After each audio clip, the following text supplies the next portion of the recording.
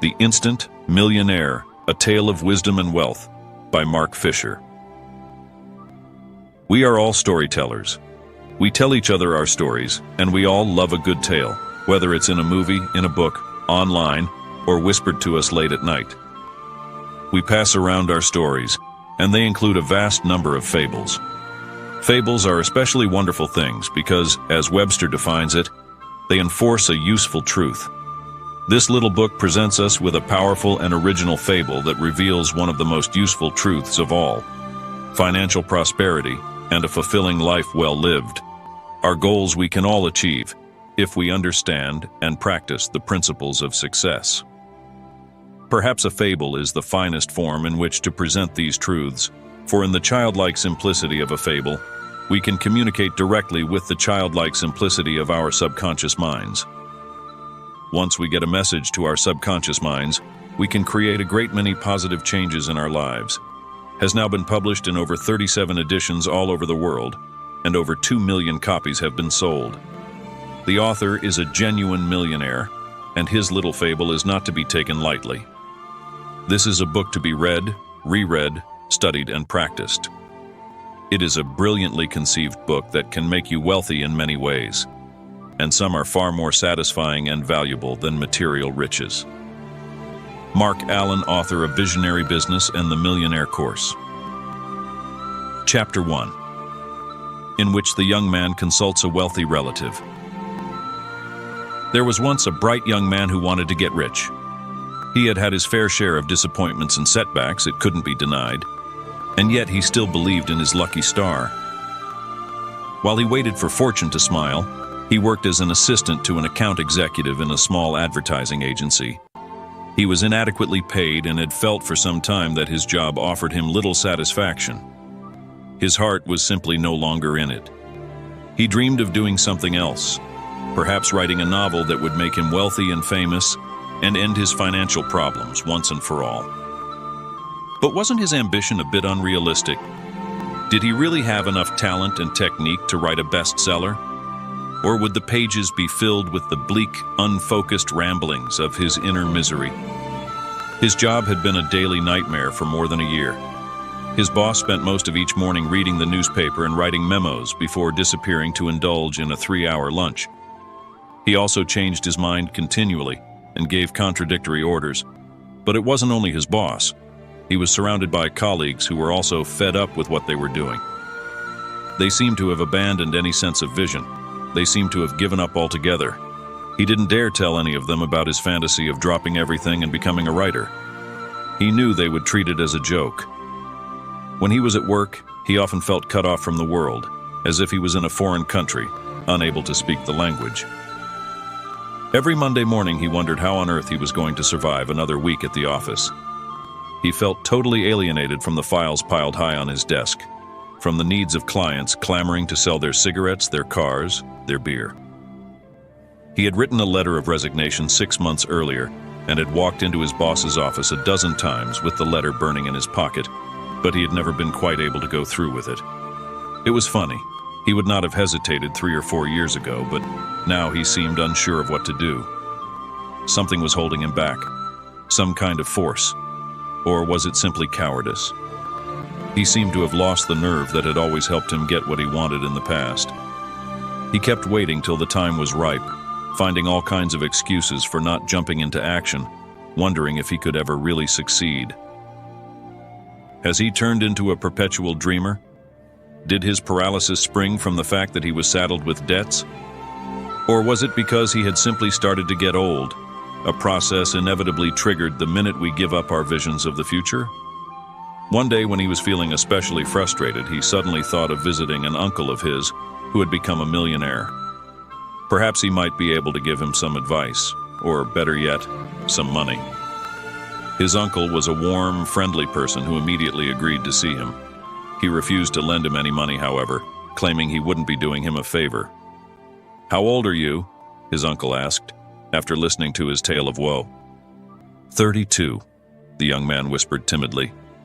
"Do you know that by the time J. Paul Getty was 23, he'd already made his first million? And that when I was your age, I had $500,000? So how in the world is it that you are forced to borrow money at your age? Beats me. I work like a dog, sometimes over 50 hours a week. Do you really believe that hard work is what makes people rich? I guess so. Anyway, that's what I've always been led to believe.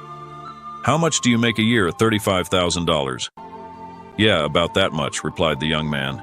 Do you think that someone who earns $350,000 works 10 times as many hours a week as you do? Obviously not. So, if this person earns 10 times more than you do without working any more than you do, then he must be doing something quite differently than you. He must have a secret you are totally unaware of. That must be true. You're lucky you understand that, at least. Most people don't even get that far. They're far too busy trying to earn a living to stop and think about how they could get rid of their money problems. Most people don't even spend an hour of their time trying to figure out how they could get rich and why they've never managed to do so. The young man had to admit that, despite his burning ambition and his dream of making a fortune, he had never taken the time to really think his situation through. Everything seemed to distract him and prevent him from facing up to a task that was obviously of fundamental importance. The young man's uncle was silent for a while, then smiled. I've decided to help you out. I'm going to send you to the man who helped me get rich. He's called the Instant Millionaire. Have you heard of him? No, never, the young man said. He chose that name because he claims he became a millionaire overnight after discovering the true secret of making a fortune. He claims he can help anyone become a millionaire overnight, or at least acquire the mentality of a millionaire. His uncle turned to a large map on the wall and pointed to a small, somewhat isolated town. Have you ever been there? No. Why not give it a try? Go and find him. He just might reveal his secret to you. He lives in a fantastic house, the most beautiful one in the whole town. You shouldn't have any problem finding it. Why don't you just tell me the secret? Then I won't have to take the trouble of going there. Simply because I don't have the right to. When the Instant Millionaire confided it to me, the first thing he did was make me swear never to tell it to anybody. However, he did say I could refer people to him. All of this seemed both surprising and involved to the young man. It certainly aroused his curiosity. Are you sure you can't tell me anything? Anything at all? Absolutely positive. What I can do is recommend you highly to the Instant Millionaire. The young man's uncle pulled out a sheet of elegant writing paper from a drawer in his massive oak desk, took his pen, and hastily scribbled a few lines. He then folded the letter, put it in an envelope, and handed it to his nephew. Here's your introduction, he said, and here's the millionaire's address. One last thing. You must promise not to read this letter. If ever you do open it, despite my warning, and you still want it to work for you, you'll have to pretend that you haven't opened it. But how can you undo what's already been done? The young man didn't have the vaguest idea what his uncle was talking about, but he agreed. His uncle had always been a bit eccentric, and he was doing him a favor after all, so he decided not to press the point. He thanked him warmly and left.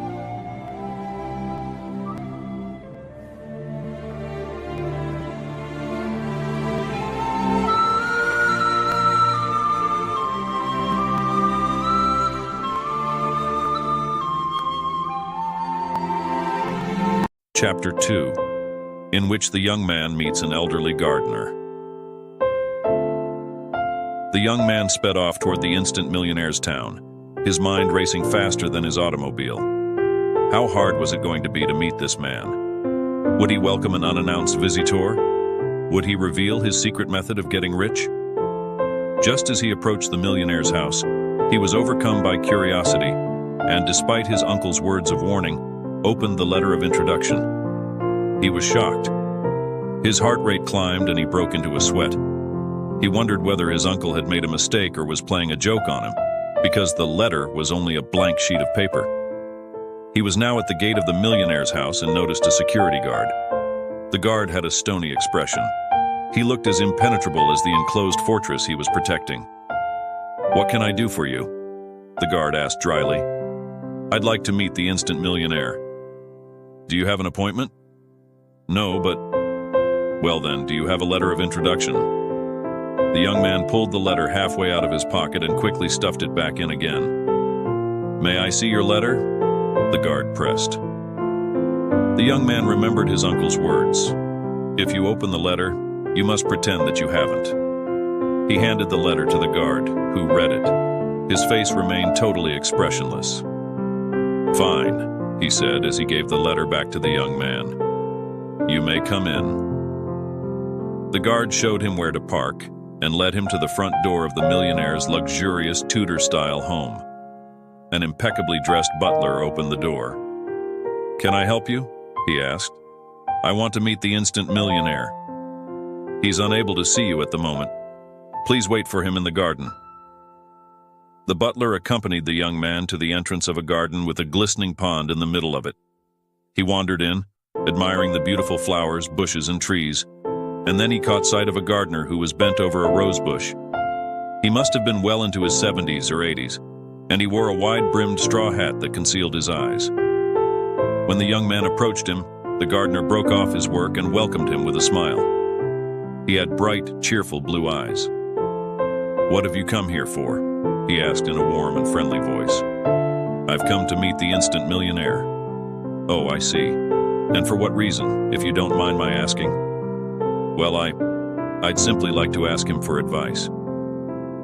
The gardener started to go back to his roses, then he stopped and turned. "Oh, by the way, you wouldn't have $10 on you, would you?" "$10?" said the young man, blushing. "It's just that's all I've got left on me." "Perfect. That's all I need." The gardener looked very dignified. His manner exuded exceptional grace and charm. "I'd really like to give it to you," replied the young man. "But the problem is I wouldn't have any money left to get back home." "Are you planning on going home today?" "No. Oh. I've no idea," said the young man, now quite confused. "I don't want to leave until I've seen the Instant Millionaire. But if you don't need the money today, why are you so reluctant to lend it to me? You might not need it tomorrow. Who knows? You might be a millionaire." The reasoning didn't sound completely logical to the young man, but he handed him the money. The gardener smiled. Most people are afraid of asking for things, and when they finally do, they don't insist enough. That's a mistake. At that moment, the butler arrived in the garden and spoke to the old man respectfully. "Sir, could you please let me have $10? The cook's leaving today and insists on being paid. I'm just $10 short." The gardener stuck his hand into his baggy pocket and pulled out a huge roll of bills. He must have had thousands of dollars in cash on him, because the young man caught sight of nothing but $100 bills, except for the $10 bill on top. The gardener peeled off the bill he had just borrowed from the young man and handed it to the butler, who thanked him, bowed somewhat obsequiously, and quickly disappeared into the house. The young man was outraged. How did the gardener have the gall to confiscate the last $10 he had in the world when his pockets were stuffed with more cash than he had ever seen?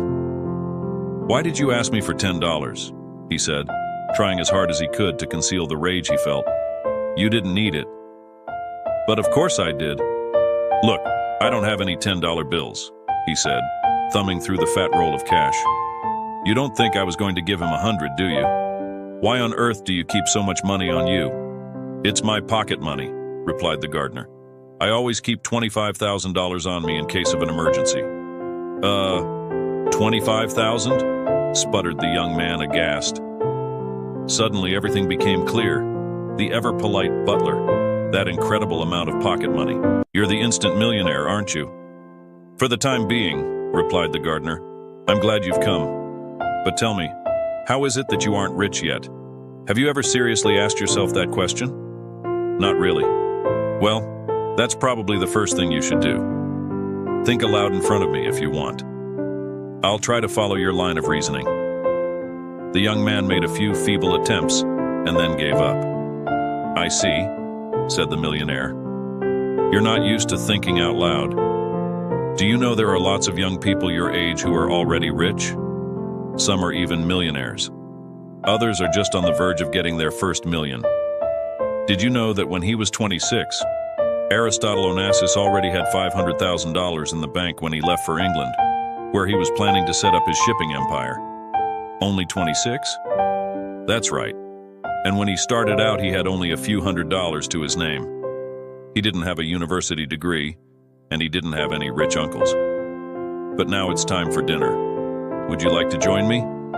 Thank you very much. I'd love to. The young man followed the millionaire, who, despite his age, still had a lively bounce in his step.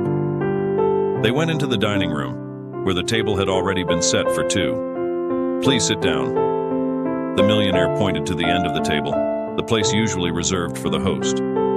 He sat to the right of his young guest, directly in front of a beautiful hourglass engraved with the motto, "Time is money." The butler arrived with a bottle of wine and filled their glasses. "Let's drink to your first million," said the millionaire, raising his glass. He took a sip, the only one he had all evening, and ate very modestly, just a few mouthfuls from a delicious salmon steak. "Do you like what you do for a living?" the millionaire asked the young man. "I suppose so. The situation in the office is a bit difficult.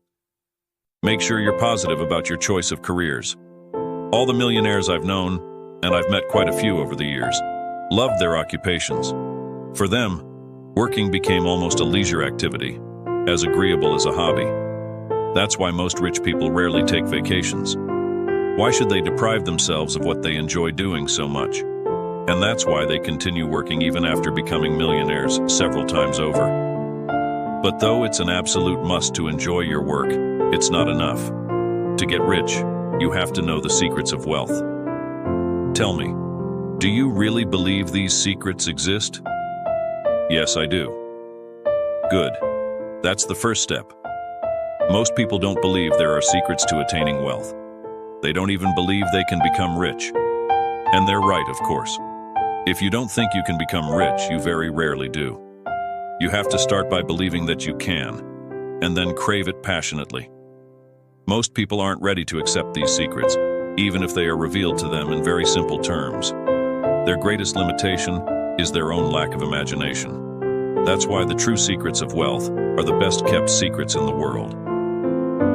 It's a little like the purloined letter in Edgar Allan Poe's story, the millionaire went on. Do you remember it? It's the story about a letter the police were searching for and could never find because, instead of being hidden away somewhere, it was lying in the least likely spot, in plain sight. Their lack of imagination and their built-in prejudices prevented the police from finding the letter. They weren't expecting to find it in plain sight, so they never saw it. The young man listened to the millionaire with rapt attention. He was burning to find out what these secrets were. In any case, one thing was sure. Even if the millionaire didn't really have any secrets, he was certainly a master at setting an impressive scene. Chapter 3, in which the young man learns to seize opportunities and take risks. Now, how much money are you willing to pay to get these secrets of wealth? The millionaire's question took the young man by surprise. Even if I was willing to spend money to get it, I haven't got a dime. But if you had money, how much would you be willing to pay? Name a figure, any figure. The first one that comes to mind. The young man couldn't possibly evade the question now. The millionaire was asking for a very specific answer. "I don't know," he replied. $100? The millionaire burst out laughing. "Only $100? Then you don't really believe these secrets exist, do you? If you did, you'd surely be ready to pay a lot more for them. Come on, I'll give you a second chance. Name another figure. This isn't a game, but a very serious matter." The young man thought it over. "I don't mind answering," he said. "But remember, I'm flat broke. Don't worry about that." "But if I don't have any money, my hands are tied," said the young man, bewildered. "Oh my," exclaimed the millionaire. "We've got a long way to go. Since time began, the rich have been using other people's money to amass their fortunes. Anyone really serious has never needed money to make money. By that I mean personal cash. Besides, you must have a checkbook on you." The young man wanted to deny it, but he had stuffed his checkbook into his pocket that morning. God knows why.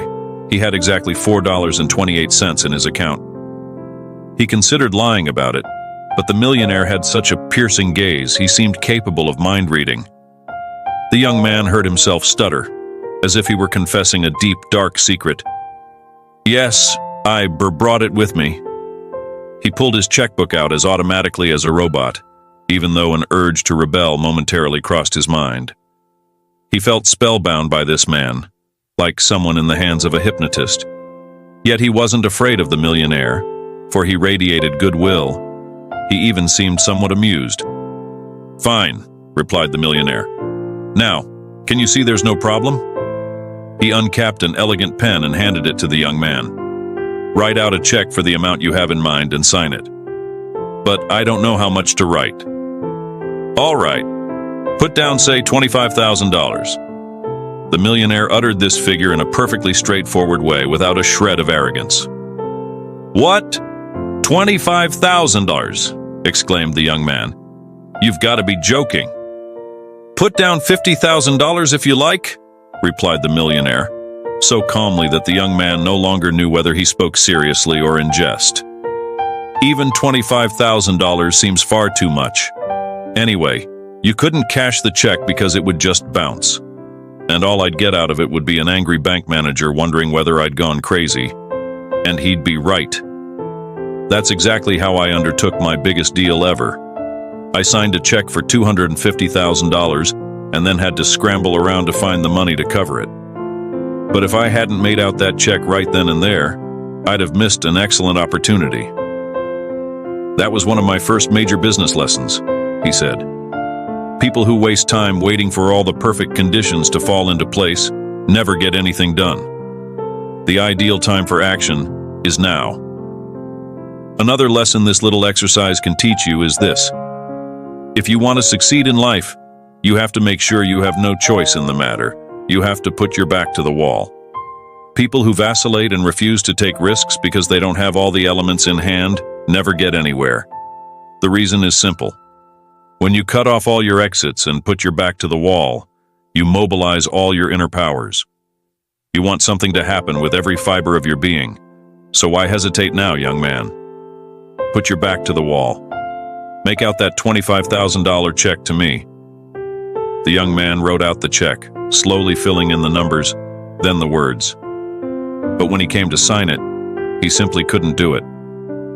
"I've never written a check as large as this in my life. If you really want to become a millionaire, you'll have to start someday. You'll have to get used to signing checks much larger than this one. This is only the beginning." But the young man still couldn't sign it. Everything was happening so quickly. He was about to hand over a check for $25,000 to a man he'd just met and who was promising some pretty dubious secrets in exchange. "What's stopping you from signing?" asked the millionaire. "Everything's relative under the sun. In no time at all, this amount will appear insignificant to you." "It's not the amount," mumbled the young man. "Well, what is it then? I know why you can't sign it. You don't really believe my secrets will turn you into a millionaire. If you were absolutely convinced, you'd sign in a flash. Tell me, if you were absolutely positive that these secrets would help you earn an additional $100,000 in less than a year, without your having to work harder than you do now, even by working less, would you sign that check?" "Sure I would," he was forced to agree. "I'd make a $75,000 profit. So sign it. I guarantee that you'll be able to earn that amount. Would you be willing to put that in writing?" The millionaire burst out laughing once again. "I like you, young man. You're determined to cover your back. That's often a very prudent thing to do. Even if you're absolutely sure about your resources, it doesn't mean you should trust the first person who comes your way." He left the table, rummaged about in a drawer, and pulled out a ready-made agreement.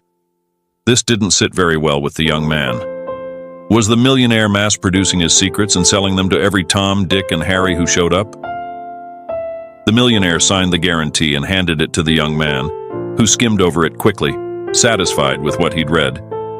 Then the old man suddenly changed his mind. "I've got another idea," he said. "How about a bet?" He took a coin from his pocket and bounced it up and down in the palm of his hand. "Let's play heads or tails. If I lose, I'll give you the $25,000 cash I have in my pocket. If I win, you give me the check. In either case, let's forget about the guarantee." "The only problem," the young man said, "is what I told you. There's almost nothing in my account. Even if I give you this check, you won't be able to cash it." "No problem," said the millionaire. "I'm in no hurry. Why not post-date it a year from now?" The young man hesitated. "All right. Under those conditions, I accept the bet." He had now calculated that in any event he had a full year to change banks, close his account, or simply stop the check. He had nothing to lose. And with the millionaire's new offer, he could even earn $25,000 in a few seconds flat, without having to do an ounce of work. A self-satisfied smile flitted across his lips. He hoped the millionaire hadn't noticed it. The millionaire then proposed a minor clarification, which immediately confirmed the young man's doubts. There's just one thing. You have to solemnly swear that should you lose the bet, you'll still honor this check. The young man tentatively gave his word, but just as the millionaire was about to toss the coin, he abruptly interrupted him. "May I see the coin?" he asked. The millionaire smiled. "No doubt about it. I really like you, young man. You're cautious. That'll help you avoid a lot of mistakes. Just make sure it doesn't cause you to miss out on a lot of good opportunities." The millionaire handed over the coin. As soon as the young man had carefully examined both sides and returned it, the millionaire asked him to call. Tails. The millionaire tossed the coin, and the young man's heart began to beat as wildly as if he were on his first date. This was the first time he'd ever had the chance of winning $25,000. As he watched the coin spinning in the air, his anxiety mounted sharply. The coin landed on the table. "Heads!" said the millionaire gleefully, but then quickly added a sympathetic, "Sorry." It was hard to say whether he was being sincere or merely polite. The young man couldn't help trembling a little as he signed the check. He would probably get used to signing big checks like this one day, but at this point it made him feel very strange indeed. He gave the check to the millionaire, who examined it briefly, folded it, and put it in his pocket. "Now," said the young man, "can I have the secrets?" "But of course," said the millionaire. "Do you have a piece of paper? I'll write them down for you. That way you won't forget them." The young man had a hard time grasping his words. The millionaire surely couldn't expect a single sheet of paper to hold all the secrets, especially secrets he'd just bought for $25,000. "Sorry, I don't have any paper on me." "But didn't you have a letter of introduction when you arrived here?" "The people your uncle has sent me over the years always had a letter." The young man took it out of his pocket. He handed it over, carefully watching the old man's face as he opened it. But the millionaire didn't seem at all surprised to find it was completely blank. He took his pen, leaned over the table, and was about to write something when he raised his head and asked the young man to fetch the butler. "You'll find him in the kitchen at the far end of that corridor over there," explained the millionaire. When the young man came back with the butler, the millionaire was sealing the envelope. He seemed pleased with himself. "Our young guest will be spending the night," he said to the butler. "Would you take him to his room, please?" Then he turned to the young man and said, "Here are the secrets." He stood up and handed him the envelope. Then he solemnly shook his hand, as if he had just wrapped up one of the most important deals he had ever made in his life. "The only thing I must ask you to do is to wait until you're alone in your room before opening the envelope and reading the secrets. And oh, there's one more condition. Before you may read what I've written, you must promise to spend part of your life sharing these secrets with those less fortunate than you. If you agree, you'll be the last person to whom I'll ever give these secrets directly. My work here will be over. I'll be ready to take care of roses in a much larger garden. If you don't feel ready to share these secrets," he said, "you still have time to back out. But then, of course, you won't be able to open the envelope. I'll give you back your check. And you'll be free to go home and get on with the same life you've been leading up to now." Now that the young man finally had his hands on the letter containing the secrets, there was no possibility of backing out. His curiosity had gotten the better of him. "I promise," he replied. Chapter 4, in which the young man finds himself a prisoner. Soon the young man was alone in his room, a room so luxurious he couldn't help examining it. He went up to the only window, which was very high off the ground, and looked out over the park. He could see where he had first spotted the millionaire looking after his roses with such tender, loving care. Night had fallen, and a full moon cast a luminescent glow over everything. He was filled with anticipation. He was finally going to discover the secrets to making the fortune that had eluded him for so many years. He slowly opened the envelope and unfolded the letter. The sheet of paper was again completely blank. He turned it over. There wasn't the tiniest squiggle on either side. He's been fool enough to let the old man swindle him. He'd handed over a check for a mind-boggling sum in exchange for something that didn't exist. The millionaire had seemed so honest. He'd even started feeling fond of the old man. The young man realized that he should have been more careful, that perhaps there was some truth after all in the belief that totally honest people never get rich. He was forced to admit that he had no business sense at all, probably the very reason he was still poor, and now even poorer. A feeling of rebellion engulfed him, and he crumpled up the paper and threw it across the room. What could he do? He'd let himself be lured into a well-sprung trap. He had only one alternative: to leave as quickly as possible. Who knows? Maybe his life was in danger too. He didn't want to spend the night in this place. He decided the best thing to do would be to sneak out as quietly as possible. He tiptoed to the door and slowly turned the handle, but the door was bolted from the outside. The window was the only other exit, and it was about 30 feet above the ground. If he jumped, he'd surely break his neck. His only option was to ring for the butler. He pulled the bell and waited. No one came. He rang again. Nothing. Maybe the bell was out of order. The house was totally silent. He was a prisoner. He lay on the bed and the events of the day raced before his eyes. There was little he could do to fight off the feeling of absurdity that was beginning to overwhelm him. The blank sheet of paper he had bought for $25,000 kept drifting before him, as if bent on mocking him. Sleep finally overtook him. He dreamed of a stranger luring him repeatedly to sign a thick document of the utmost importance, as if his life depended on it. He protested vehemently. There must be some mistake. The document was totally blank. Chapter 5, in which the young man learns to have faith. The next morning, the young man felt as if he'd been run over by a 3-ton truck. He glanced at himself in the mirror. He had slept in his clothes and looked awful, but it only bolstered his determination. He had one thought in mind: to find the old man, give him back his secret, and get his check back. He ran his fingers through his hair and headed toward the door, recalling it had been locked the night before. It wasn't now. He strode out angrily and headed for the dining room.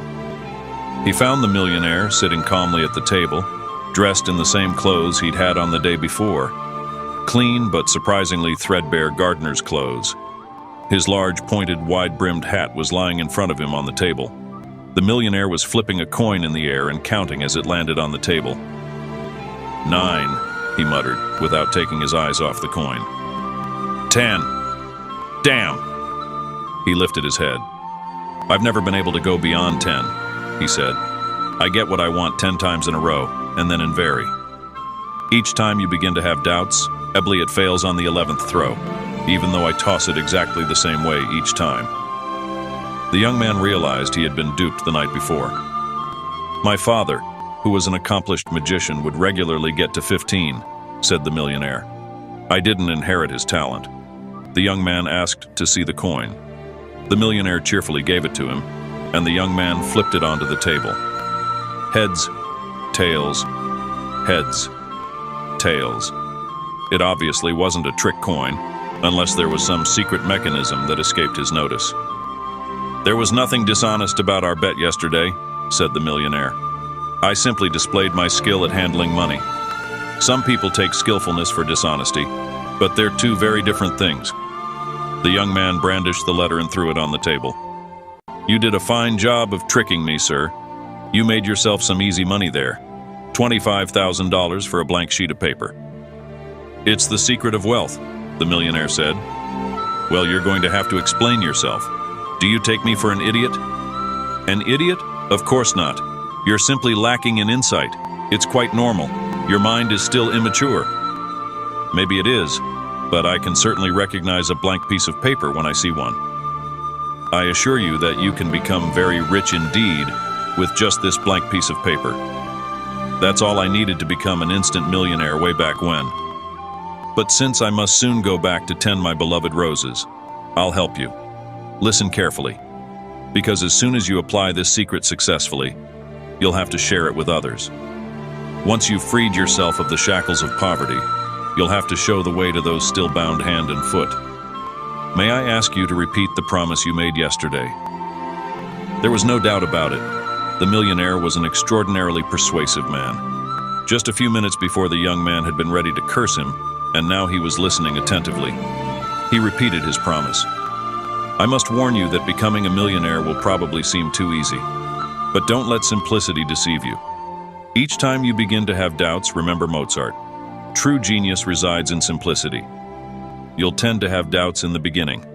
With time, as wealth is magnetically attracted to you in a most unexpected way, you'll begin to understand. That's exactly what I've been hoping for with all my heart. To understand. So much the better. Once you've grasped this secret, you'll know why you believe in it. But in the beginning, despite its simplicity, this secret will seem so surprising that you'll be incapable of understanding it, or even believing it for that matter. So I have to ask you to make a small leap of faith. If the secret exists, you'll have gained everything because of your faith. If it doesn't, you won't have lost a thing. Chapter 6, in which the young man learns to focus on a goal. Feel free to ask me any questions that cross your mind, said the millionaire. It'll be a pleasure for me to answer them. Soon you won't be able to do so. Our time together is limited, so let's not waste it in futile discussions. Here's a pen. Do you have the piece of paper? Here it is. Do you really want to become rich? I most certainly do. All right then. Write down the amount of money you want and how much time you'll allow yourself to acquire it. Do you think money's going to drop like pennies from heaven just because I write a couple of numbers down on paper? Yes, I do, said the millionaire. I warned you that the secret would be simple. All the millionaires I've met told me they became rich the moment they set themselves an amount and a deadline by which to acquire it. If you don't know where you're heading, the chances are you'll never get anywhere. It sounds like magic to me. But that's exactly what it is, the magic of a quantified objective. Let's look at the problem from a different angle. Suppose you're trying to get a job. You go through all the necessary steps and finally get an interview. A short while later, you're told that you're being seriously considered. Then you find out you've got the job and that you'll be making a lot of money. How would you react? For a start, you'd be really pleased with yourself. Being chosen from dozens, perhaps hundreds of candidates. What a feat. And since you were unemployed for, say, 3 months, you'd think this was a very lucky break indeed. But once your initial euphoria had passed, what would be your next reaction? Well, I'd wonder when the job would start. Then, I'd like to know the exact meaning of a lot of money. All things being relative, I'd try to find out exactly how much the salary was going to be and what kind of benefits would be offered. Good.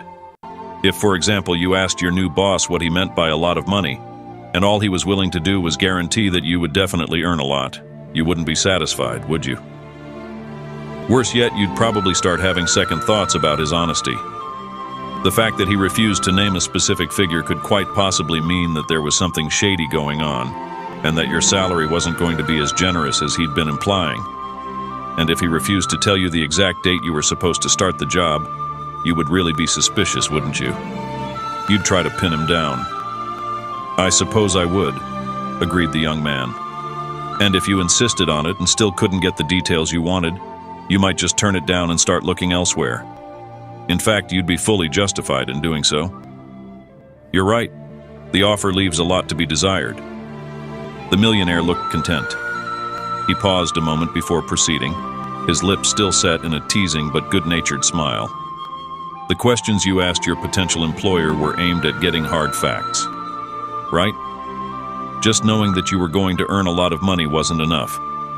You also wanted to know how much. Finding out that you'd been given the job didn't satisfy you either. You also wanted to know the exact starting date. And you'd probably want all of this in writing, because a contract adds backbone to a verbal agreement.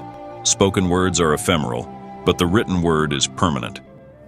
What most people, or at least the unsuccessful ones, are unaware of is that life gives us exactly what we ask from it.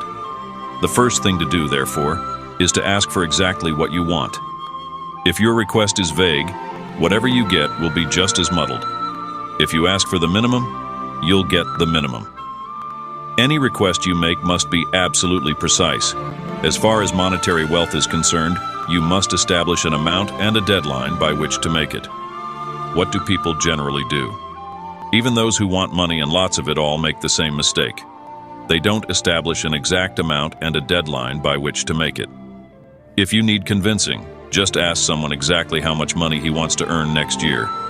Ask him to reply right away. If this person is really on the road to success, if he really knows where he's going, and if he doesn't mind confiding in you, he'll be able to answer immediately. 9 out of 10 people, however, will be incapable of answering this simple question off the top of their heads. It is the most common mistake. Life wants to know exactly what you expect from it. If you don't ask for anything, you won't get anything. Now let's test you, the old man said. You told me you'd like to get rich. Definitely. Tell me how much you'd like to earn next year. The young man found himself at a loss for words. He had had no trouble following the old man's line of reasoning. In fact, he had agreed with it wholeheartedly. And yet he had to admit that he belonged to the vast majority of people who want to get rich, but don't know how much they want to make. He was embarrassed. I don't know, he was forced to admit, but I think I've just understood one of my mistakes, perhaps the most fundamental one. It is a serious mistake. Let's try to correct it. Come on, write down the amount you have in mind. I really don't have the vaguest idea, muttered the young man. And yet it's so easy. Write down the amount you'd like to earn in the next year. I know what we'll do.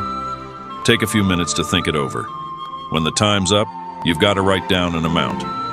We've already established the deadline, 1 year from today, so all you have to think about is the amount. Get going. Time's slipping away. As he said this, he picked up the golden hourglass on the table and turned it over. The young man quickly got into the spirit of the game and realized it was the first time he'd had to concentrate so hard in his life. All sorts of numbers flitted about uncontrollably in his head. Time was running out. When the last grain of sand had fallen, he still hadn't settled on a specific figure. Good, said the millionaire, who hadn't taken his eyes away from the hourglass. What figure do you have in mind? The young man finally picked the most expansive figure he thought he was capable of making and slowly wrote down the numbers. Only $75,000? Exclaimed the millionaire. That's pretty low, but it's a start. I would have preferred $500,000. You've got quite a lot of work to do before becoming an instant millionaire. But you'll see. It won't be as tiring as most people imagine it to be. And it'll be the most important work you'll ever do in your life, no matter what occupation you end up choosing. It's called working on yourself.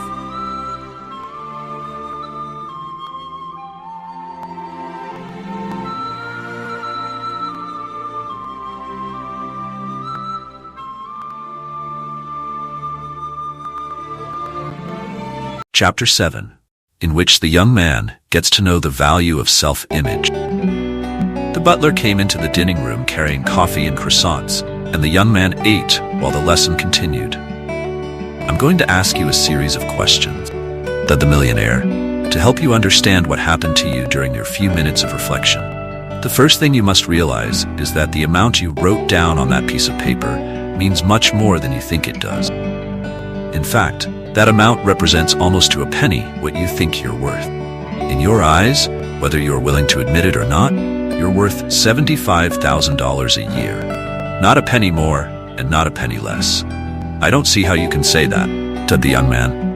The fact that I chose that particular amount means I'm level-headed and have both feet on the ground. I just can't see how I can earn more for the time being. After all, I don't have a very high-paying job, or a degree, or anything in the bank. Your way of thinking is valid to an extent. In any case, I respect it. The only problem is, this attitude is the cause of your current situation. External circumstances are not really very important. Keep this well in mind. All the events in your life are a mirror image of your thoughts. Your mind can't grasp this principle if you continue to accept the widespread illusion that external factors determine your life. In reality, everything in life is a matter of attitude. Life is exactly as you picture it. Everything that happens to you is a product of your thought. So if you want to change your life, you must start by changing your thoughts. No doubt you consider this a bit trite. Many rational individuals stubbornly refute this principle. But the truth is, all those who have accomplished great things in life, regardless of the field, have always ignored the objections raised by strictly rational thinkers. This certainly doesn't mean I'm against intelligence in any way. Quite the contrary. Reasoning and logic are essential in order to achieve success. But they aren't enough. It must be instruments and faithful servants, nothing more. In most cases, reasoning and logic become roadblocks in the way of great achievement, because great things are created only by those who have faith in the powers of the mind. Successful people never let circumstances bother them too much.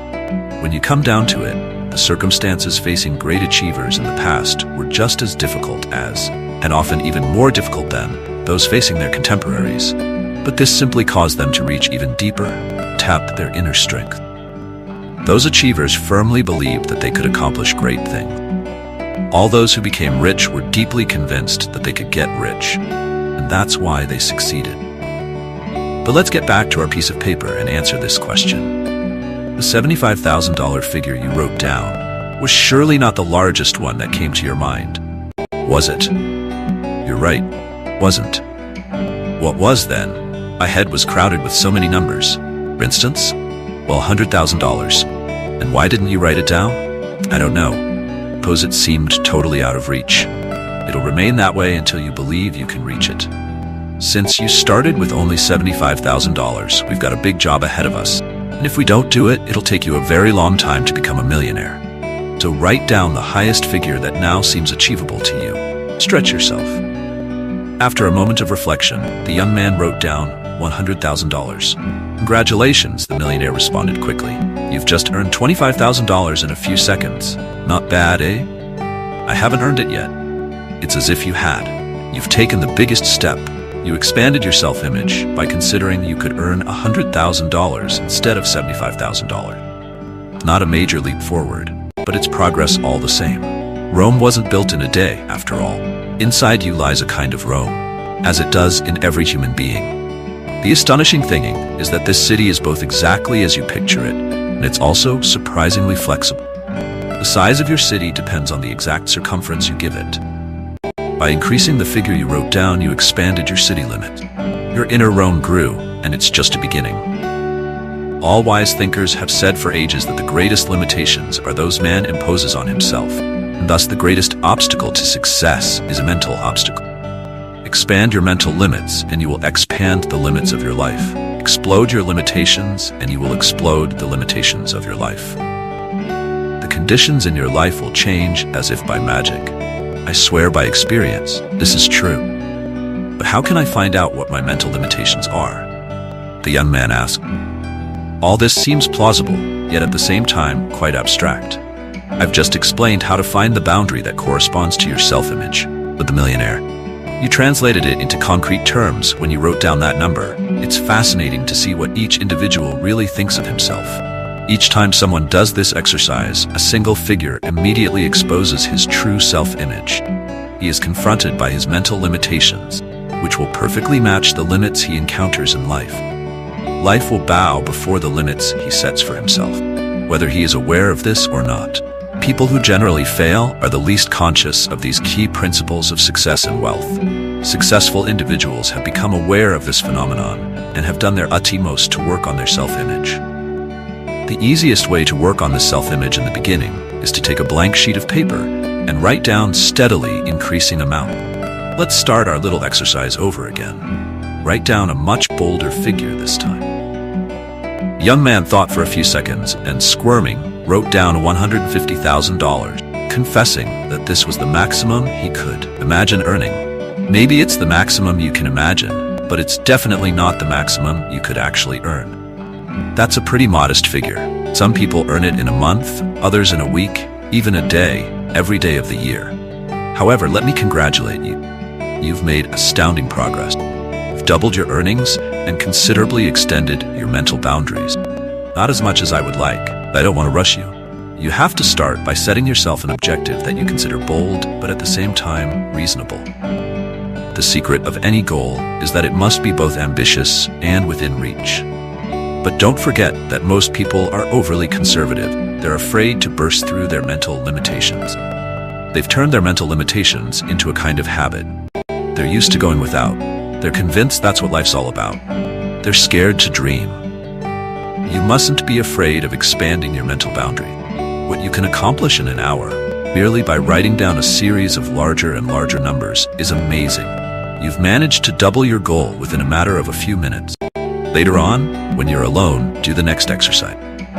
Sit down in the privacy of your own room and write out the course of your financial destiny. This is how to do it.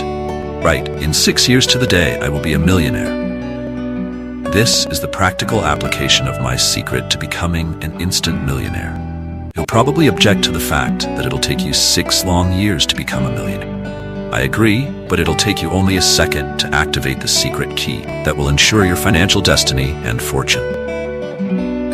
As for me, I started out with some cash that an old millionaire lent me, equivalent to about $25,000 in today's dollars, and it took me precisely 5 years and 9 months to make my first million. Ever since then, I've made it prosper by using the same formula over and over, ever-increasing numbers. This formula has always made some people laugh, and that's not going to change. However, the ones who laugh aren't rich.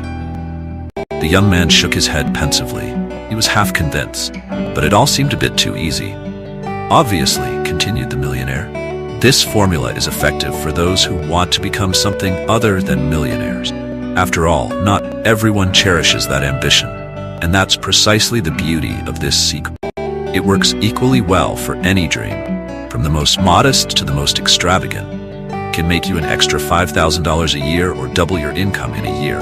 Something that's totally feasible, by the way. So if you don't mind, go and spend some time in your room while I go back to my precious roses and write the sentence I gave you. In 6 years to the day, I will be a millionaire. I will therefore be a millionaire on, and then write the month, the day, and the year. Make sure you take note of every impression that comes into your mind, no matter what it may be. You'll find some paper in the desk. Remember one thing, as long as you aren't used to the idea of becoming a millionaire, as long as it isn't an integral part of your life, thus of your innermost thoughts, nothing can help you become a millionaire. Go now and reflect on my formula or affirmation, as you may wish to call it. Let it become your guiding principle during the next 6 years. Chapter 8, in which the young man discovers the power of words. An hour later, the butler came to fetch the young man, who had been so engrossed in the exercise the eccentric millionaire had given him to do that it seemed as if no time at all had passed. The butler explained that the millionaire was expecting him in the garden, and he accompanied the young man there in silence. His host was sitting on a bench, contemplating a freshly cut rose. He raised his head when he heard the young man approach. A gentle smile lit his face. He was radiant. In fact, he seemed almost ecstatic. "So, how did it go?" he asked. "Did the exercise work out all right?" "Yes, it did, but I've got a lot of questions." "That's what I'm here for." He invited the young man to sit next to him. "What bothers me in particular," he told the old man, "is that I just can't see how I can become a millionaire in 6 years, even if I do write down this crazy sentence and meditate on it. How can I convince myself that I can become a millionaire? I don't even know which field I want to work in, and I still feel I'm pretty young to become a millionaire." Youth is no obstacle. Countless people became rich at a much younger age than yours. The major obstacle is not knowing the secret, or knowing it and not applying it. I feel ready to apply it, but the only trouble is that I don't think I can honestly convince myself that I can become a millionaire. There's basically only one way to do it, and it's the same method you use to persuade yourself that you can't become a millionaire even if you want to. During the next few days, or few weeks at the most, you are going to develop the attitude of an instant millionaire. Naturally, it's going to take some time to undo everything you've built up over the years. The secret to developing this personality resides in words combined with images, which are the special way in which thoughts express themselves. Each thought you have tends to manifest itself in your life in one way or another. The stronger a person's character is, the more powerful his thoughts will be, and the more quickly they will tend to manifest, thus shaping the circumstances of his life. This undoubtedly inspired the early Greek philosopher Heraclitus to observe, "Character equals destiny." Desire is what best sustains your thoughts. The more passionate your desire is, the more quickly the thing you want will spring up in your life. The way to become rich is to desire it fervently. In every area of life, sincerity and fervor are necessary ingredients of success. "And yet I sincerely wish to be rich," said the young man. "I've been doing everything possible for years now, but nothing's worked out." Ardent desire is necessary, but not enough. What you lack is faith. You must believe that you will become a millionaire. How can I get this faith? I've read a great many books on this subject, and what my own mentor taught me corresponds to the conclusions reached in them. The way to obtain faith is through the repetition of words. Words have an extraordinary impact on our inner and outer lives. Words are omnipotent. Most people are totally unaware of this principle and fail to use it. No, I take that back. They do use the power of words, but generally to their detriment. "I don't want to contradict you," said the young man, "but I think you're exaggerating. I can't really see how words can help me become a millionaire. They have some importance, but certainly other things are more important and more powerful." The millionaire didn't respond. He was absorbed in his own thoughts for a moment. Then he said, "In the desk up in your room, I left a booklet that explains this theory in a very enlightening way. Go and find it. It's very short. Read it and come down again. We'll continue our discussion then." The young man went back to his room, closed the door, and searched for the booklet in the desk. There was no booklet, but he found a letter that was apparently addressed to him, even though it didn't have his name written on it. It was inscribed, "Letter to a young millionaire." He opened it. It contained a single word written in red ink: "Farewell." It was signed, "The Instant Millionaire." The young man's heart began to flutter like a butterfly gone mad. At that moment, he heard a strange sound behind him. He turned around and saw a computer he had not previously noticed. He approached it and saw that a single sentence, repeated over and over again, filled the screen. "You have an hour left to live. You have an hour left to live. You have an hour left to live. You have an hour left to live. You have an hour left to live." If this was a joke, it was certainly in bad taste. It had to be a joke, though. Why would the instant millionaire want him to die? The young man hadn't done anything to him. But everything was so strange in this place. Maybe the millionaire was a madman hiding his murderous tendencies behind a veneer of kind-heartedness. The young man was terribly confused. He was sure of one thing, however. Whether or not this was a joke, he wasn't going to take any risks. He was going to make his escape and forget about his check and the magical theories the millionaire had used to fuel his gullible imagination. He threw the letter on the floor and made for the door, but again it was firmly locked.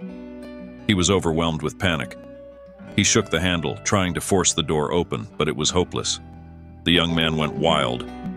He ran to the window and saw the millionaire working in the garden. He shouted to him. No answer. He screamed more frantically. Again, no answer. The butler stepped into the garden, and the young man called out to him in a hysterical voice. But it was as if his shouts didn't exist. What kind of horrible nightmare was he going through? He called again and again. Another servant appeared a few paces behind the butler. He, too, was completely oblivious to the prisoner's screams for help. The young man became more and more desperate. He frantically searched for something with which to pry open the door. As he passed the window, he noticed a man approaching the house. He was wearing an immense black cloak and a wide-brimmed black hat. The young man's chest was constricted. He was almost suffocating with terror. Who could it be but a hired assassin coming to get him? It was clear. He was trapped. He was going to die. Soon he heard heavy footsteps slowly making their way toward the door. He was right. His time had finally come. He searched left and right for something, anything, with which to defend himself, but could find nothing. He heard the key turning in the lock. The handle moved. The door opened. Standing in the doorway was a murky black shadow. which swiftly turned into the more substantial figure of a man, standing silently, motionless as a statue. Then the man plunged his hand into his pocket. The young man thought he was going to pull out a weapon, but the mysterious stranger drew out a piece of paper instead. He lifted the brim of his hat, and the young man, breathlessly expecting the worst, saw it was the millionaire. "You forgot the figures you came up with in the garden," said the millionaire. "Did you find the booklet I told you about?" "No, I didn't. I found this instead," the young man said angrily. He retrieved the letter from the floor. "What's the meaning of this grotesque scenario you just played out?" the young man said. "I could sue you, you know." "But they're only words. A word scribbled on a piece of paper, a few words on a computer screen. Didn't you tell me that you didn't believe in the power of words? Look at the state you're in." The young man suddenly realized what the millionaire was talking about. "I just wanted to give you a quick lesson. Experience is a much better teacher than mere theory. Experience is life. Wasn't that Goethe's philosophy?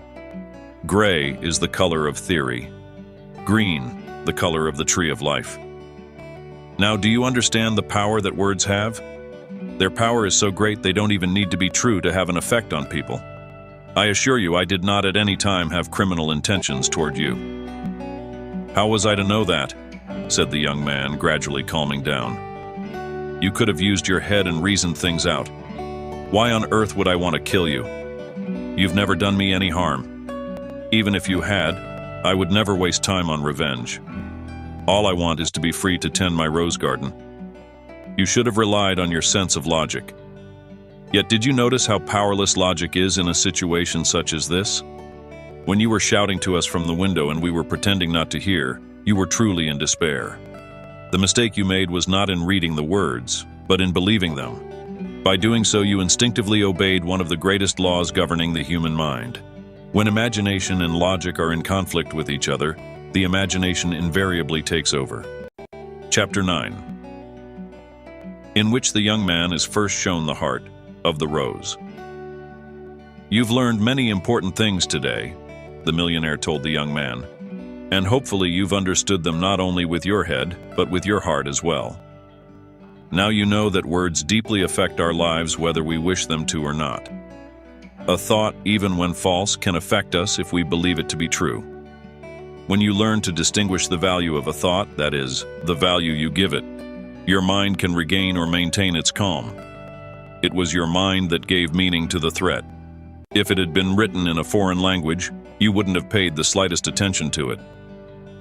The millionaire was silent for a moment, then continued. "In the future, each time you come face to face with a problem, and the road to fortune is strewn with obstacles, remember this particular threat. Remind yourself that the problem facing you has as little to do with you as this threat did. This might seem unrealistic to you, since you're the one who has to deal with the problem, but you don't have to shoulder the anxiety it breeds, or let a problem acquire so much importance that it traumatizes you. By the time you have reached this point, and it's not easy, I assure you, you will have mastered an invaluable skill and will be able to fulfill all your dreams. Let me warn you, however, the journey may be long and arduous before you manage to master it, but never give up. I promise you it'll be worth your while. One day you will learn that mastering your destiny and fulfilling your dreams is the ultimate purpose of life. The rest is unimportant." They both remained silent, absorbed in their thoughts. The young man noticed the millionaire's eyes filling with sadness. The millionaire continued, as if summing up everything he had said up to that point. "Life can be a rose garden or hell on earth, depending on your frame of mind. Think of the rose often. Lose yourself in the heart of a rose each time a problem crops up. And remember, you don't have to shoulder the burden of your problems." He placed particular emphasis on the following words. "Most people cannot understand what I've just said. They believe it to be pure, unadulterated optimism. But it's much more profound than that. The world is but a reflection of your inner self. The conditions in your life are but a mirror image of your inner life. Concentrate on the heart of the rose, and there you will find truth and the intuition you will need to guide you through life. You will also find the dual secret of true wealth: love for whatever you do and love for others." Chapter 10, in which the young man learns to master his subconscious mind. After this long and heartfelt statement, the old millionaire seemed exhausted and became silent for several minutes. Then he continued, carefully stressing each word. The formula or affirmation I have given you is so powerful. Even if in the beginning you believe it highly unlikely you will ever become a millionaire, you will be able to become one. Just do the same thing with the formula that you did with the message on the computer. Accept it as the truth. If you have faith that you will be able to accomplish something, you will. In the case of the computer, the young man said, I let myself be tricked. I lost my head. But this formula is a different matter altogether. I have a problem believing I can become a millionaire 6 years from now. Even if you don't believe in the formula now, it'll begin acting on you. The more you internalize it, the more powerful it becomes. It's not your reasoning or conscious mind that you must convince. Remember the threat. Part of you, your imagination, accepted it as real. And the imagination is what some people call the unconscious mind. It is the hidden part of your mind, and much more powerful than the conscious part. It guides your entire life. I could spend hours talking to you about the theory of the unconscious. But it's enough for you to know that the unconscious is extremely susceptible to the power of words. Now do you know why you are having so much difficulty believing the undeniable fact that you can become a millionaire in less than 6 years? Sorry, I don't. Well, the fact remains that for years and years you've been telling yourself you can't. Words have been engraving themselves in your unconscious. Deeply. In fact, every experience, every thought you've ever had, every word you've ever heard has become indelibly etched in your unconscious. In the long run, this prodigious memory becomes your self-image. Without realizing it, your past experiences and your inner monologue have convinced you that you aren't the type of person who can become a millionaire, even if, objectively speaking, you have all the qualities to do so, and you could do so more easily than you can imagine. Your self-image, like everyone else's, is so powerful that it unwittingly becomes your destiny. Outer circumstances end up matching the image you have of yourself with amazing precision. To become rich, you have to create a new self-image. Perhaps I can. I'm quite willing to try. The only snag is that I'm not really sure where to start. Think about the threat you experienced. It wasn't real, yet it affected you as if it was. All you have to do is play the same trick on yourself. Your unconscious won't be any the wiser for it. Think about it. From childhood on, each suggestion you have accepted, whether true or false, in effect has tricked your unconscious. You may have accepted something that was patently untrue. So now you're going to experience the same thing. Your unconscious can be influenced at will. It is as easy as child's play. And once it has been influenced in the way you want it to be, you will be able to obtain exactly what you want out of life. Why? Because your unconscious will be convinced that you can obtain all these things. It will accept them as true in the same way that it's now accepting the fact that you can't get more out of life. This ties in with what I said earlier. Man is the reflection of the thoughts stored in his unconscious. The most important thing is to pretend, as best you can, that something is true. Why does this work with the unconscious?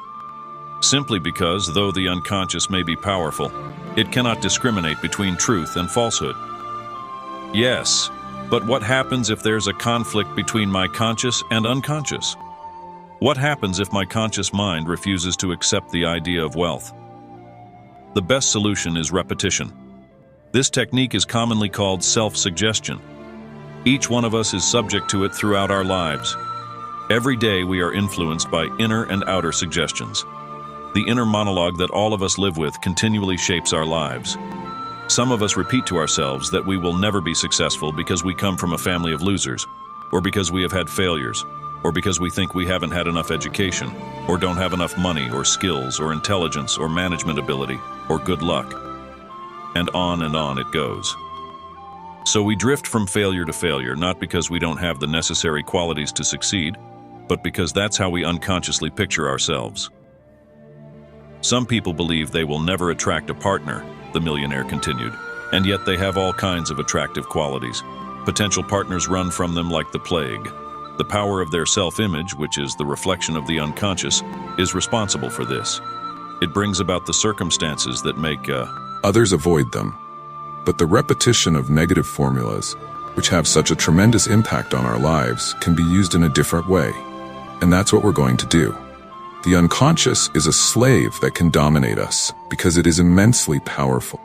But it is also blind, and you have to learn how to play tricks on it. The young man didn't fully understand everything the millionaire was saying, yet he was eager to find out more. The beauty of this theory is that you don't really have to believe in it to use it, millionaire said. But to get results, you have to put it to use. They won't come magically on their own. Everything, as I've said, depends on repetition. Even if you don't believe it at first, try it, at least for a couple of days. That's long enough for you to start feeling its effects. This might seem simplistic, but let me tell you, it is the most potent secret on the face of the earth. Words have tremendous power. Remember the first words of St. John in the Bible? In the beginning was the Word. Self-suggestion plays a major role in our lives.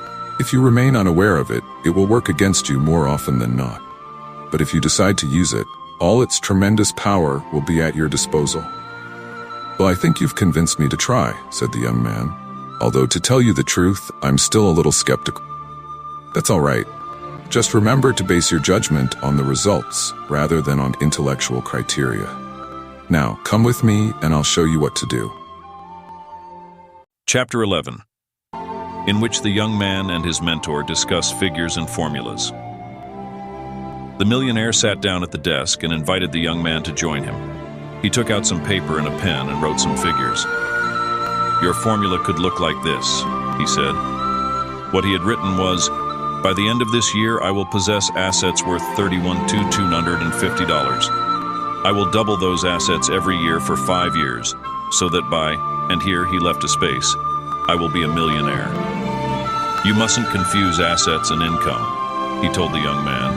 Your assets are whatever you have left over after your current bills and taxes are paid. Assets can comprise real estate investments, stocks or bonds, savings in banks or mutual funds, gold, art, jewelry, valuable collectibles, and so on. Now, if you want to be a millionaire in 6 years, which is the realistic objective I'm proposing, your formula will have to be set up on this model. If you have assets worth $31,250 by the end of the first year, you will have to double them each year, and in 6 years, you will be a millionaire. Why double your assets each year? Because it's a simple operation that your subconscious can easily handle, and it's easy for you to remember. It also guarantees you constant growth. If this starting point seems too ambitious for you, then give yourself another year. Becoming a millionaire in 7 years is still pretty good. Your goal for the first year will then be to have assets of $15,725. Believe me when I tell you it's far from being beyond reach. If you're convinced that you can have a cozy nest egg worth $15,625 by the end of the first year, you will have it. Now, if that still seems overambitious, give yourself yet another year, making a total of 8. Then the goal for your first year will be $7,112.50.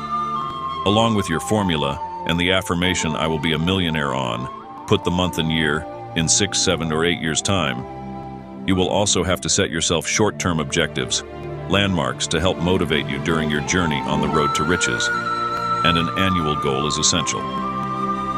The most important thing, however, he told his pupil, is to write your goals down on paper. Take a pencil and fool around with figures and years. Don't be afraid, it can't do you any harm. The amounts will become more and more familiar to you as you play around with them.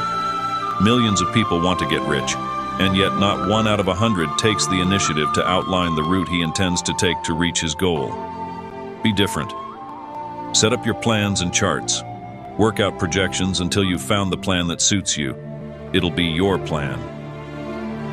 Use the examples I've provided for inspiration, but then let your imagination run wild. You have to start by dreaming to get rich. Then you have to know how to quantify your dream and translate it into specific sums of money and dates. This, in fact, should be the first exercise you do. Juggle numbers. You will soon see that this little game will reveal who you really are.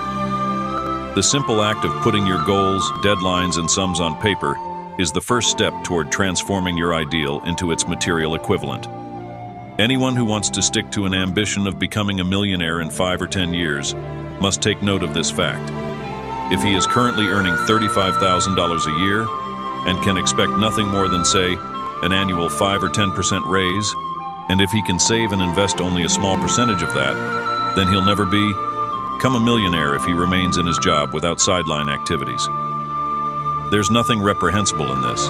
It's purely an objective observation. The formula of doubling your fortune each year or increasing your assets with respect to the previous years is clearly not the only way to become a millionaire. However, the secret it contains, that is, a quantified goal, an amount, and a deadline by which to reach it, is valid for anyone wishing to succeed in any way. For example, you might simply want to increase your income by $10,000 a year. If you now earn $35,000, you would probably like to earn $45,000, a matter of affording a few more luxuries. Or perhaps you are earning $45,000 and would like $55,000 to enable you to trade up from your present house without worrying about the extra mortgage payments. Or you might want to be able to afford a new car, one that is a little more luxurious. To do this, simply repeat to yourself, "This year I will increase my income by $10,000 and I will earn $45,000.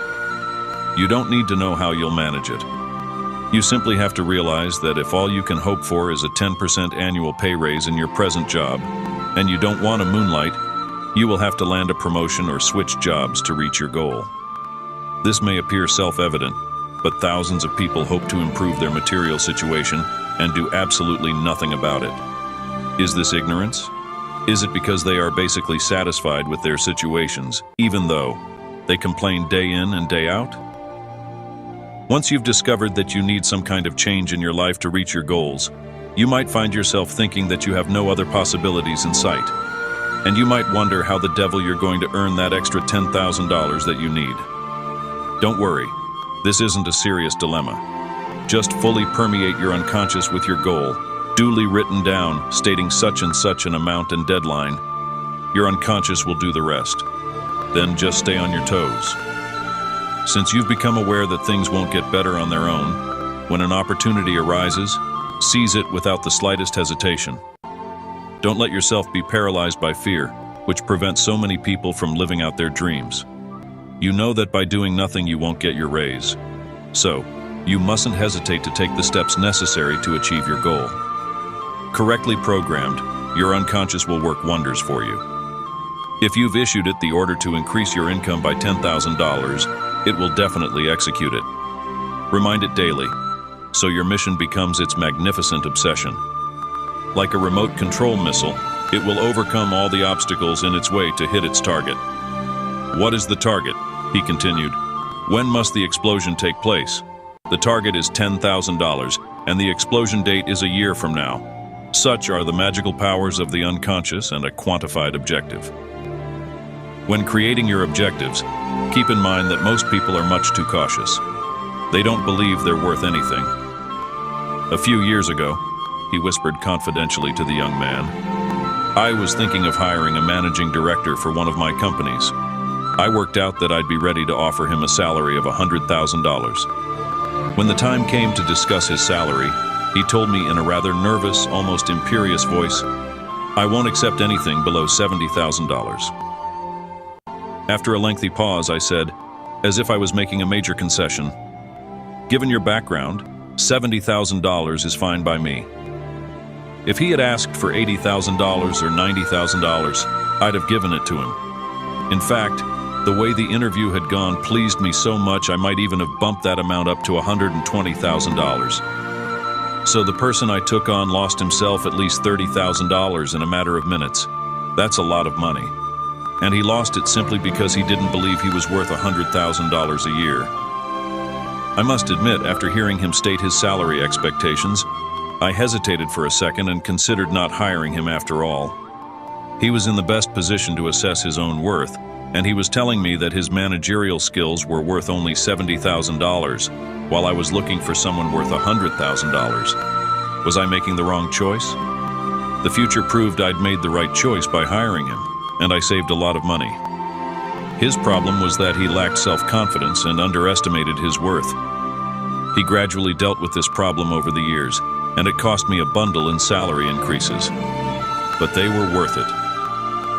What you should remember from this simple example is that I dealt with this manager just as life deals with each of us. Life gives us exactly what we expect from it. No more, no less. We tend to forget, however, that it is generally ready to give us much more than we realize. "I've talked a lot," said the millionaire. "What do you make of all this, young man?" "It seems too good to be true," he said. "Yet this simple little method and no other," the millionaire responded, "is exactly what helped turn me into a millionaire and has done the same for all those I've shared it with." As I've said, words are extremely powerful agents. The stronger your character becomes, the more the words you utter will become genuine decrees. Everything you affirm, fueled by deep inner conviction and strengthened by the fires of repetition, will take shape more and more quickly. You have to do the exercise. Nobody can do it for you. You must repeat your formula aloud day and night at least 50 times, and more if you can, even 100 times a day. This is an exercise in itself. The first few times I laid down and counted by tapping my fingers on the floor, 5 times with both hands. It takes practice. At first you'll find it won't be easy. The mind is prone to wander. After repeating it 10 times, you'll start thinking of something else. Bring your mind back to business and start at 0 again until you manage to reach 50, because if you can't stick to such an elementary form of discipline, you'd better give up your dream of becoming rich. That's the challenge I'm offering you, my young friend, and I know you can do it. All you need to do is persist. Why repeat the formula aloud? It affects your mind even more strongly.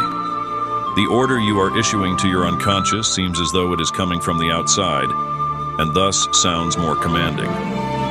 Say it in a monotone, like an incantation or a mantra, as the Buddhists call it.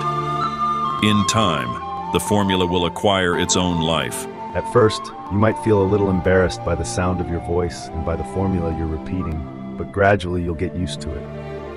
The goal you laid out for yourself, which seemed audacious at first, will soon appear attainable, even easy to achieve. "I'm afraid I might feel absolutely ridiculous," said the young man. "It's during those moments especially that you must persist. You must conquer your doubt. Think of me, living proof. Even if I'm in a garden far from here, my forces will be with you. In your moments of doubt, remember that I've given you my word. You will succeed." "You're sure about that?"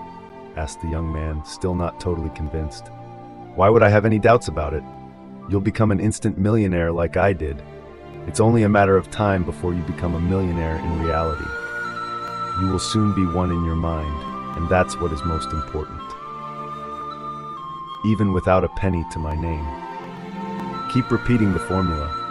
Little by little, you will see a change occurring within you. Your goal will seem more and more natural. It'll become part of your life in just the same way that the narrow image you have had of yourself until now, a well-worn figment of your imagination, has been an integral part of your being. What your mind conjured up in the past can be reformulated, so you will be able to mold your future the way you want it. You will at last become master of your own destiny. Isn't that our secret dream, even before we admit it's possible?" The young man agreed and was overwhelmed with emotion at the prospect of mastering his destiny. The old man's words had much greater significance than he had at first believed. Of course, his methods were a bit strange, but perhaps they worked.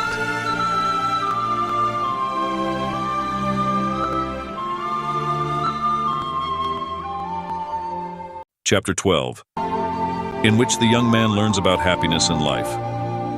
To help and support you, the Instant Millionaire told his young student, "I'll give you another more general formula. You'll derive enormous benefits from it throughout your life. It will transform you inside and out. In fact, it will enable you to acquire true wealth, which isn't only the acquisition of material possessions. True wealth is much broader than that. Your money formula will allow you to achieve and probably even surpass your financial objectives. But during your search for wealth, never lose sight of the fact that if you lose happiness, you lose everything. The pursuit of money can easily turn into an obsession, preventing you from enjoying life. And as the saying goes, what shall it profit a man if he shall gain the whole world and lose his soul? Money is an excellent servant, but a tyrannical master. Do you mean that happiness and money can't coexist? Far from it, but you must stay very alert not to lose your perspective. One of the richest men in the world, John D. Rockefeller, was so preoccupied, so crushed by the weight of his worries, that by the age of 50 he was a little old man. His stomach was so out of order that all it could stand was bread and milk. He lived in constant fear of losing his money and being betrayed by his associates. Money had become his master. He couldn't enjoy it anymore. In a way, he was poorer than a simple office clerk who could enjoy a good meal. At the same time that you're dangling wealth in front of my eyes, said the young man, you managed to frighten me as well. That's not my intention, though, replied the millionaire. And the formula I'm about to give you will help you avoid the trap many fortune seekers have fallen into. People who are still basically poor work relentlessly to achieve their ends. The first money they earn triggers their deep-seated ambition and causes them to crave more and more. And when they start earning big money, they become afraid of losing it. It is a formula devised by the famous physician Emile Coué for patients in his clinic. Every day, in every way, I'm getting better and better. Repeat this formula aloud 50 times, morning and evening, and as many times as you can during the day. The more often you repeat it, the greater the impact it will have on you. The young man found himself thinking that the man sitting next to him was the first truly happy man he had ever met in his life. Most people want to be happy, said the millionaire, but they don't know what they're looking for. So inevitably they die without ever having found it. Even if they did find it, how would they recognize it? They're exactly like the people searching for wealth. They truly want to be rich, but when you ask them abruptly how much they'd like to earn in a year, most of them are incapable of answering. When you don't know where you're going, you generally get nowhere. This made perfect sense to the young man. It was so disarmingly simple, he wondered why he'd never thought of it before. He'd never taken the time to clearly describe what he wanted, to really think things through. He vowed then and there that in the future he would do a lot more thinking and reflect upon the things that mattered in his life. That would probably prevent a lot of mistakes. Happiness, of course, has been defined in countless different ways, the millionaire said. For each of us, even for those of us who have given it much thought, it translates into a wide variety of things. But I'll give you the key to happiness. With this key, you will be able to know beyond a shadow of a doubt at any time of your life if you are happy. If you are doing what it takes to make you happy. Ask yourself this. If I were to die tonight, could I tell myself at the instant of my death that I had accomplished everything I had set out to do that day? When you have done exactly what your inner self feels you should do each day, you will feel free to leave the world each day. To be perfectly sure that you are doing what you should be doing, you will have to do what you love doing. People who don't do what they enjoy are not happy. They spend their time daydreaming about what they would like to be doing. And when people aren't happy, they aren't ready to die at a moment's notice. I've barely started living, and here you go talking to me about death as if it were just around the corner, the young man said.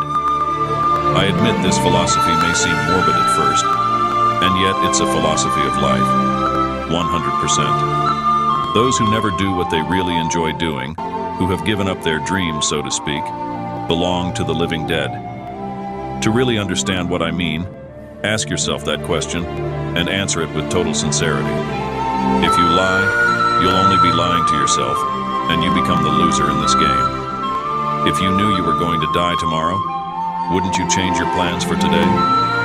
Wouldn't you do something else with your life rather than what you've been doing up to now? I'm sure I would. You'd probably start by making the necessary arrangements. You'd make a will, if you hadn't already, and say goodbye to your family and friends. But let's suppose that all of these tasks took only 1 hour. What would you do with the remaining 23? Ask that question of everybody you know. Their responses will invariably fall into 2 categories. Unhappy people who don't enjoy their lives will tell you that they do something totally different, Why on earth would they continue doing something they hated if they had only 24 hours left to live? Those in the second category, he continued, and unfortunately they're the minority, would do exactly what they normally do every day of their lives. Why would they change anything? Their work is their passion. Isn't it quite understandable they would do it until their time was up?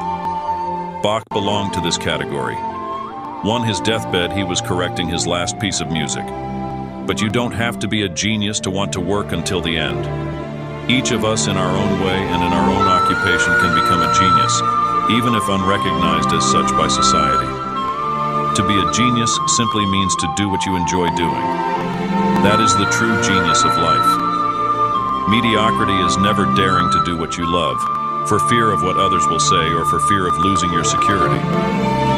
A security that is an illusion more often than not, isn't it?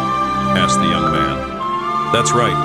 So ask yourself the question, if I were to die tomorrow, what would I do with the last hours of my life? Would I agree to go on being a shadow of my true self, lacking in self-respect, forcing myself to do something I hate? Imagine you invite a friend over to your house to help you do some chores. Would you give the dirtiest ones to your friend? Of course not. So why force on yourself tasks that you find so degrading? Why be your own worst enemy? Why not become your own best friend? There was a moment of silence, and then the old millionaire asked the young man directly, "And what would you do if you were to die tomorrow? Would you do exactly what you've been doing?" "No, I wouldn't." Now consider the following observation. Don't you find it highly presumptuous to believe that you won't die tomorrow? The young man felt troubled. The old man had often displayed an uncanny ability to see into the future. Was he now announcing his imminent death? The millionaire seemed to read his thoughts. "Don't worry," he said, obviously amused. "You're not going to die tomorrow. You'll live to a ripe old age. But allow me to pursue my line of reasoning. Don't you find it presumptuous of people to believe that they always have their entire lives ahead of them? In many cases, death strikes out of the blue. But people create the illusion that they have lots of time ahead of them, and they constantly put off the decisions they should make. They tell themselves, 'I've got time. I'll get down to business later.' Then old age arrives and they find they haven't done anything yet. It reminds me of a saying I heard, 'If youth only knew, if old age only could,'" said the young man. Exactly. The secret of happiness, therefore, is to live as if each day was your last, and to live each day to the fullest by doing what you want to do, what you would do if your hours were numbered.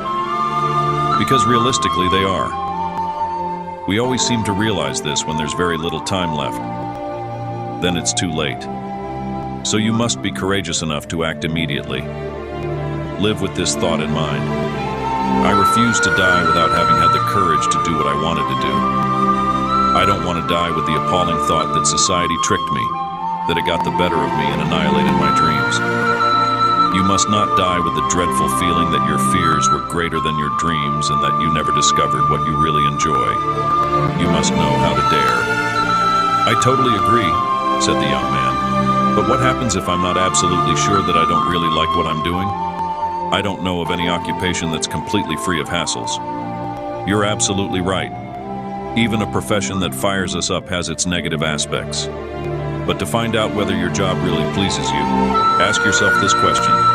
If I had $1 million in the bank right at this moment, would I continue doing the same job?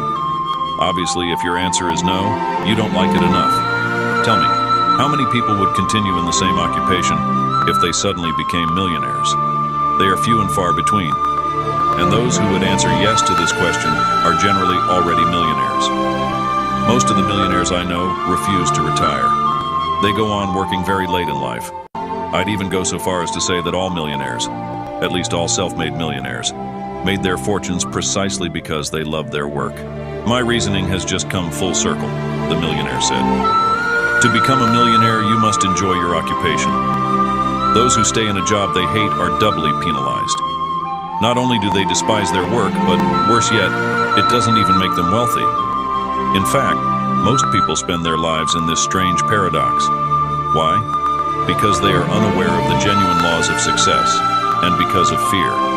They waste their lives and their chances of becoming truly rich by clinging to a type of security that is mediocre at best. They believe wealth is reserved for others, or that they don't have the necessary talent. And why do they let themselves be tricked into believing these illusions? Because their minds are not conditioned to see reality, to see that their beliefs are an illusion. Remember the saying, character equals destiny. Strengthen your mind, and circumstances will yield to your desires. You will gain control over your own life. Have you always been happy? Asked the young man.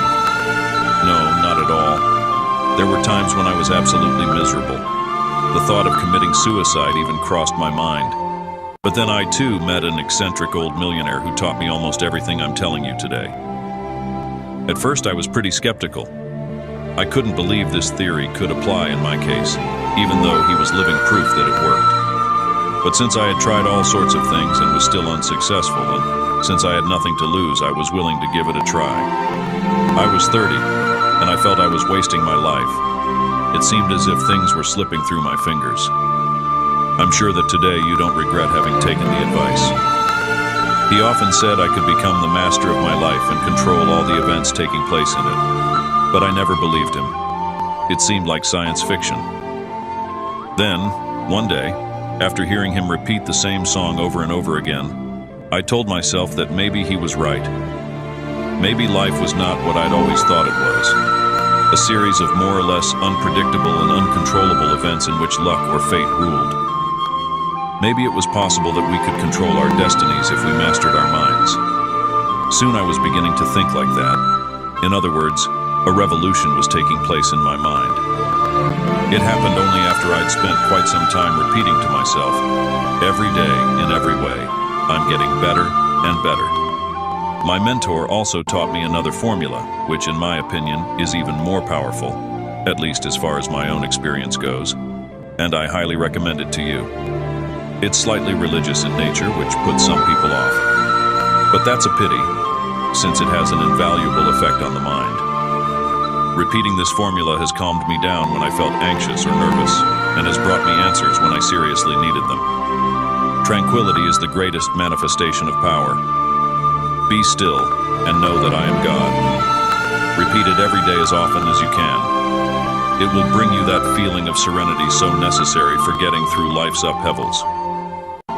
When my mentor decided to reveal it to me, he said that of all the secrets in the world, this one was the most precious. It was his spiritual legacy to me, as it is mine to you. By repeating this formula, which seemed strange to me at first, I developed a new inner power. This power, which never ceased growing over the years, kept reminding me of something the old millionaire had repeated to me over and over again. I could do anything. Nothing would be impossible for me as soon as I became the master of my destiny. So little by little, I convinced myself that I could steer my life exactly where I wanted it to go. I've continued applying the formula, and I want you to do the same thing. Chapter 13, in which the young man learns to express his desires in life. You have already taken the first step, explained the millionaire, writing the formula and the quantified objective, an amount and a deadline. Now for the second step. Take a sheet of paper and write down everything you want out of life. Your dream must be precise if you want it to take shape. I'll show you what I asked for in the beginning. It was many years ago, so I'll translate the amounts roughly into today's dollars. The following financial goals within 5 years: a house worth $750,000, a second home in the country worth $500,000, a new BMW worth $80,000, an old rebuilt Mercedes worth $50,000, no more personal debts, $500,000 in cash and other liquid assets, $500,000 invested in the stock market and other investments, $500,000 invested in property, which grows to $3,000 in equity within 5 years from the time of purchase. My non-financial objectives were 2-week vacations at least 3 times a year, whenever I felt like taking them. To be my own boss and not work more than 30 hours a week. Intelligent friends involved in business and art. A loving and charming wife and beautiful children. A fulfilling family life. A maid and cook to free us of everyday tasks. The young man was overwhelmed by the picture the Instant Millionaire had just drawn. "It looks too good to be true, doesn't it?" said the millionaire. I too thought that I'd gone a bit overboard by the time I'd finished outlining what I wanted. But my hesitation and fears were due to a negative mental attitude and my ingrained habit of thinking small. I was doing this without even realizing it. Making out a list like this is exactly the way to discover your narrow vision of things. Those who consider this kind of life plan unachievable simply think small. Everything being relative under the sun, this ambition is hardly exorbitant. Most wealthy people would be exceedingly unhappy if they had to make do with the paltry conditions I have just sketched out. Many of them live in houses worth millions, employ dozens of servants, and own ranches, private planes, tropical islands, racehorses, and so on. Many of them don't even think they're rich. In any case, not that rich, since they always have friends or business associates with more money than they have. Why do they find this kind of lifestyle natural? Well, either they were born rich, or they thought big and managed to achieve their dreams. They never believed that they couldn't do it. If you start out with the idea that you can't, you immediately block yourself. So do this exercise. Write down what you want out of life in minute detail, without holding anything back. It will show you the limits of your ambitions and your mentality. What are you really dreaming of? What would you be satisfied with? It's important to fill in as many details as possible. The only thing to avoid is choosing your dream home at a specific address, because that particular house may never be available, and you'd be running the risk of never seeing your dream come true despite the power of your desire and will. But other than that, be as specific as possible. There's one other important thing to consider, and that is the possibility that your dream is harmful to others. Always keep in mind that if your goals are harmful to anyone, they must be avoided for your own good, as well as for the good of others. This portrait will show you who you really are. It will become the concrete shape of your desires. Your thoughts are alive. The more specific your portrait, the better the chances are for it to materialize. Details are very important. In mysterious and unexpected ways, your thoughts, nourished regularly, bring about the circumstances that allow them to become reality. The young man looked a bit skeptical. "I know all this seems utopian," the millionaire said. "But as I told you, the stronger your mind becomes, the more you realize there's nothing it can't accomplish. Miracles happen. Don't you find that, comparatively speaking, realizing a dream as ordinary as having a $750,000 house is a rather banal achievement? Don't you believe that the mind is much more powerful than many people think, and above all, believe it to be? Remember what Christ said, faith moves mountains. To use your mind effectively, you've got to start believing in its power, or at least be open to the possibility that it might be as powerful as I'm telling you it is. So draw up your list." "I need time to think," said the young man. "That's good. Think about what I've just told you. Part of you believes what I'm saying. A highly creative part of you has been blinded by years of faulty education and unfortunate experiences, but it's still alive. It's only waiting for a sign from you, and it will show you how to become the Lord and Master of your existence, instead of a tormented slave helplessly buffeted by events. To do that, you must learn to listen to that tiny inner voice sleeping in the depths of your mind and give it more freedom to express itself. This is your intuition, the voice of your soul. It's the way to your secret power. The more often you repeat the formula, "Be still, and know that I am God," the more powerful your inner voice will become and the more surely it will guide you. The young man felt a bit overloaded. He was ready to take a break. "Come," said the millionaire. "Let's relax and take a walk in the garden. I'd love to take my last walk here with a friend." These somber words saddened the young man. It wasn't the first time he had made such an allusion. Chapter 14, in which the young man discovers the secrets of the rose garden. The two men walked through the garden in silence until the millionaire stopped in front of a rose bush laden with magnificent flowers. "I must have smelled these roses thousands of times, and yet each time it's a different experience. Do you know why? Because I've learned to live in the here and now, and not dwell on the past or the future. It's a matter of mental concentration. focusing, contemplation, meditation. A great many words have been used to describe it. The more you concentrate on what you are doing, absorbed in the task or object or person in front of you, the more you live in the present. This focus, this concentration, is a key to success in all facets of life. The better your concentration, the more quickly and efficiently you're able to work. You'll spot details that others overlook. Have all rich and successful people learned to pay attention to details? They have indeed. By increasing your own powers of concentration, you will be able to make wise observations. You will learn to judge accurately the people you meet. Your powers of concentration will enable you to discover at a glance who they really are. And you will become realistic in the truest sense of the word. You will see things as they are. Most people go through life constantly distracted, like sleepwalkers. They don't really see things or see the people they meet. They live as if in a dream. They are never in the present. Their mistakes and failures haunt them. Their minds are filled with fears of the future. I have a feeling that concentration, as you're describing it, is quite a difficult thing to achieve. It takes practice, and not everyone who tries it succeeds.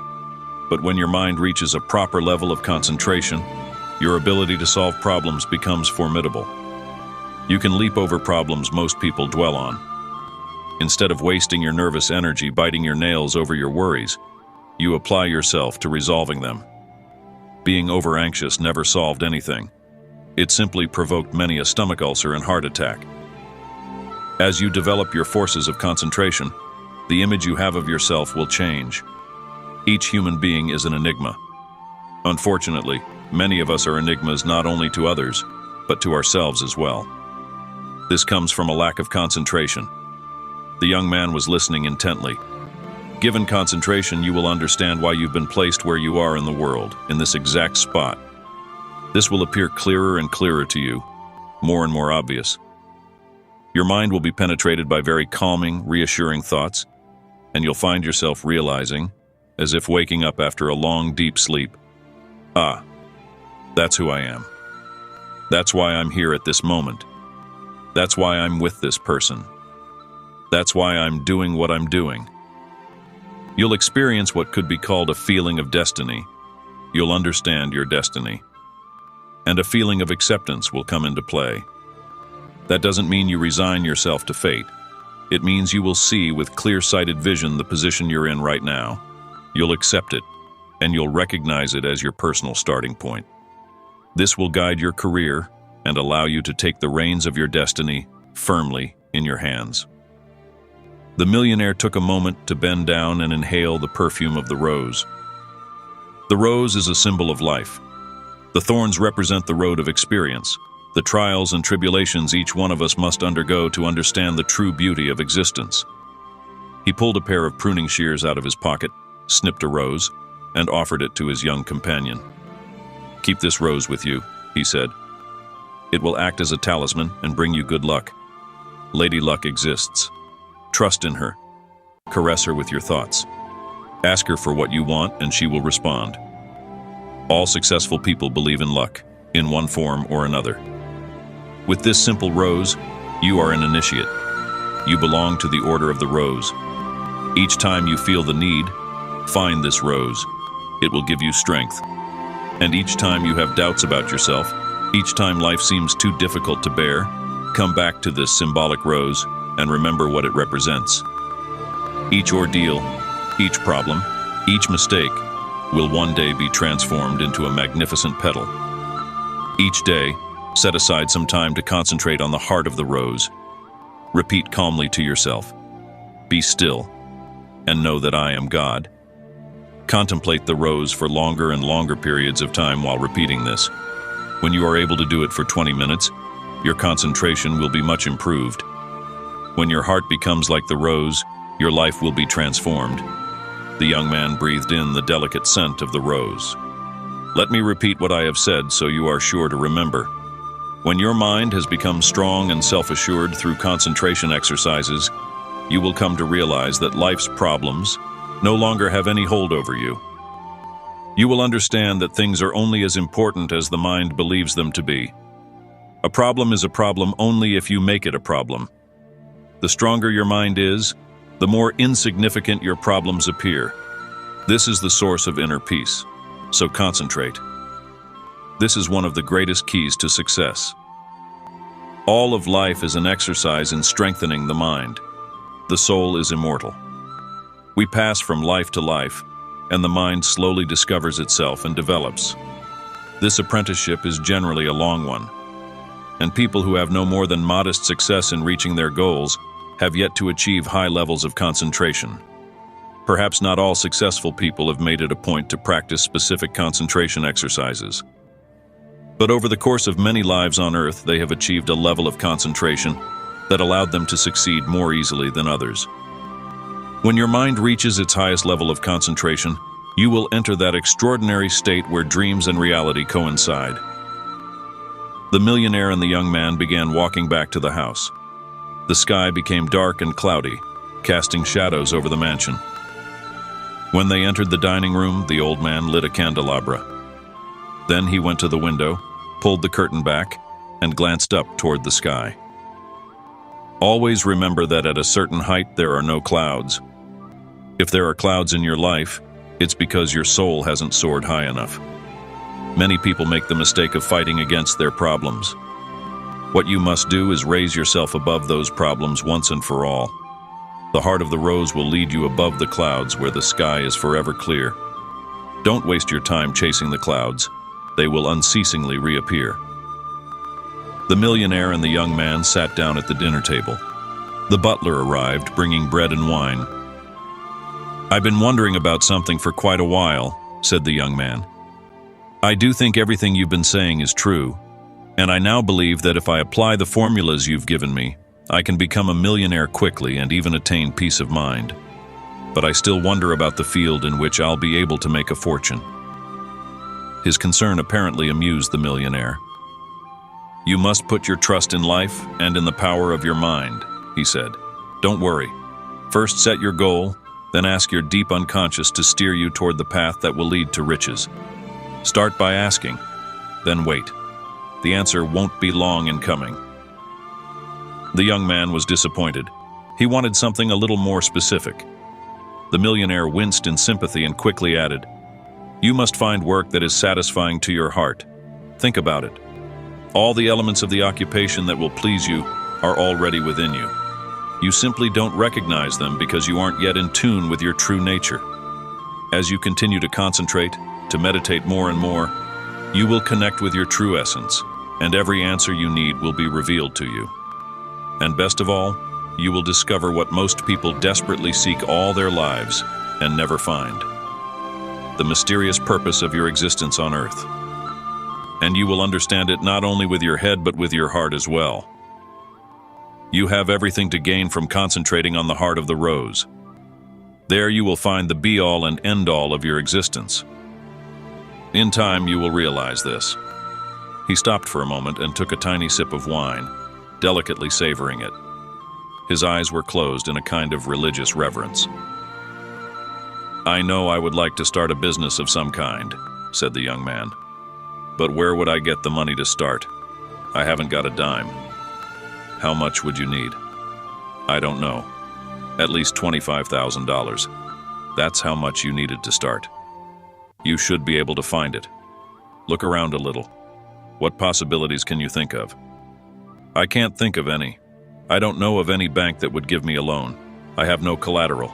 I have very little left over from my salary at the end of the month, and I don't own anything except my car, which isn't worth anything." "Can't you at least think of something to try? Somewhere to begin?" "Not really. That's a mistake you should never repeat. Don't be like so many people who give up before they even try. That's the best way of never doing anything and never succeeding at anything. And don't fall into the same trap as those who take action, but are inwardly convinced that they won't succeed. Bring your thoughts and actions into harmony. Be in harmony with yourself. I'm willing, all right, but I just don't see any possibilities. You must start out firmly convinced that the solution exists, the ideal solution to your problem. The power of your mind and the magic of your objective will invariably attract the solution to you in ways you don't even suspect exist. Be inwardly convinced that you will succeed, and you will. Don't leave room for doubt. Banish it with all the strength your mind can muster. Doubt and optimism are in constant conflict. Struggle staunchly against doubt, for doubt, like all thoughts, tends to materialize in your life. If you are firmly convinced that you will get your loan, you will.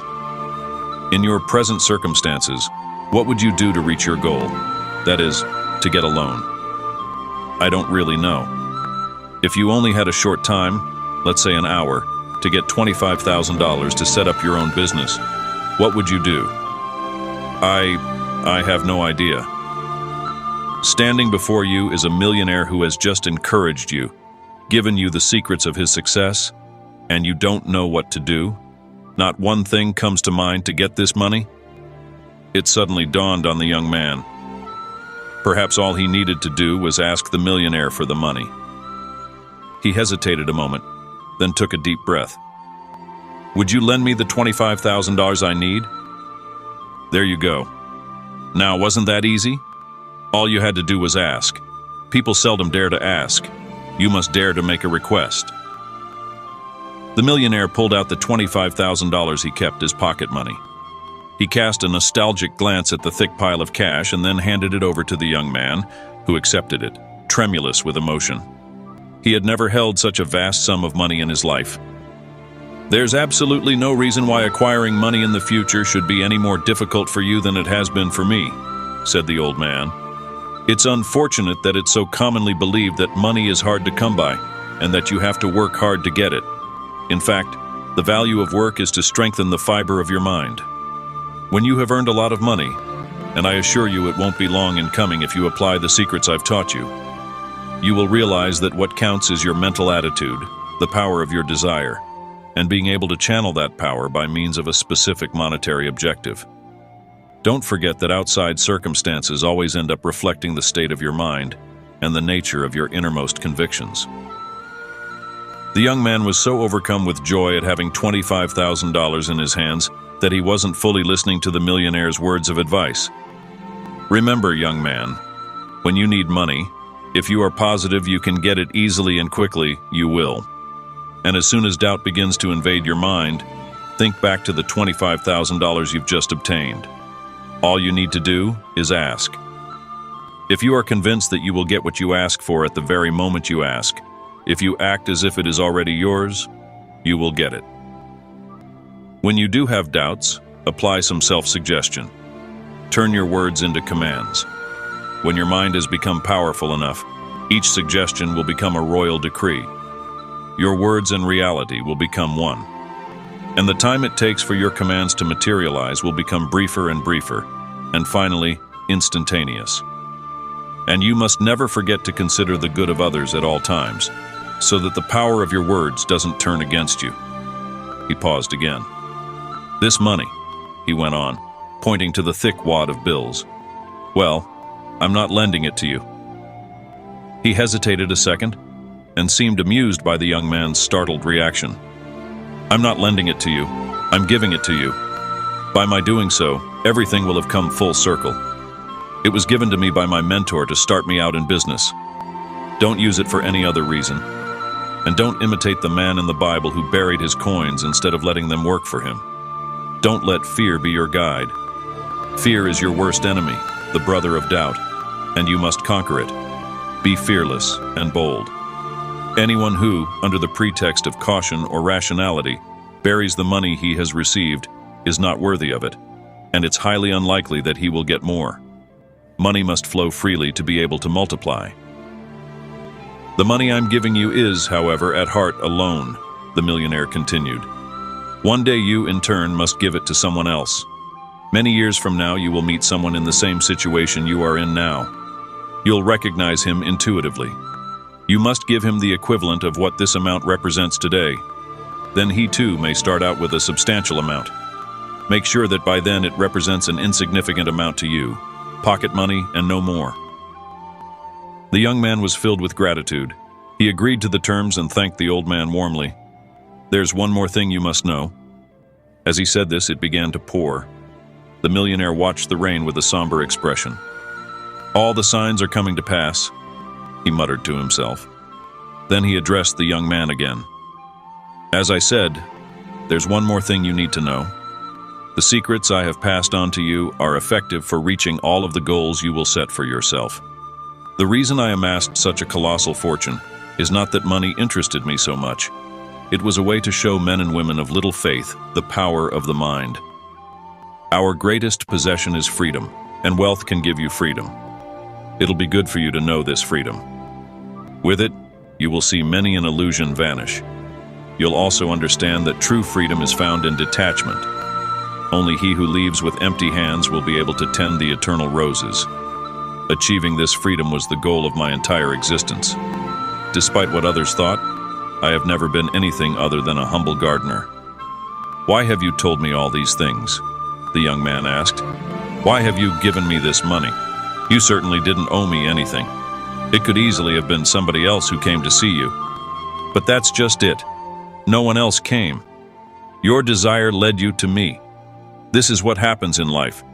Hasn't it been said that once the disciple is ready, the master appears?" The millionaire smiled.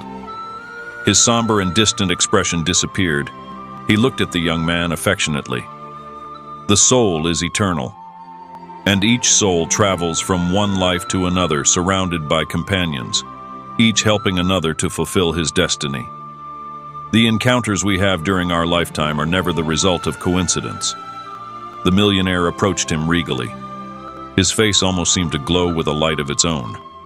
He lightly touched the young man on the forehead with his right index finger and said, "Discover who you really are. The truth will forever set you free."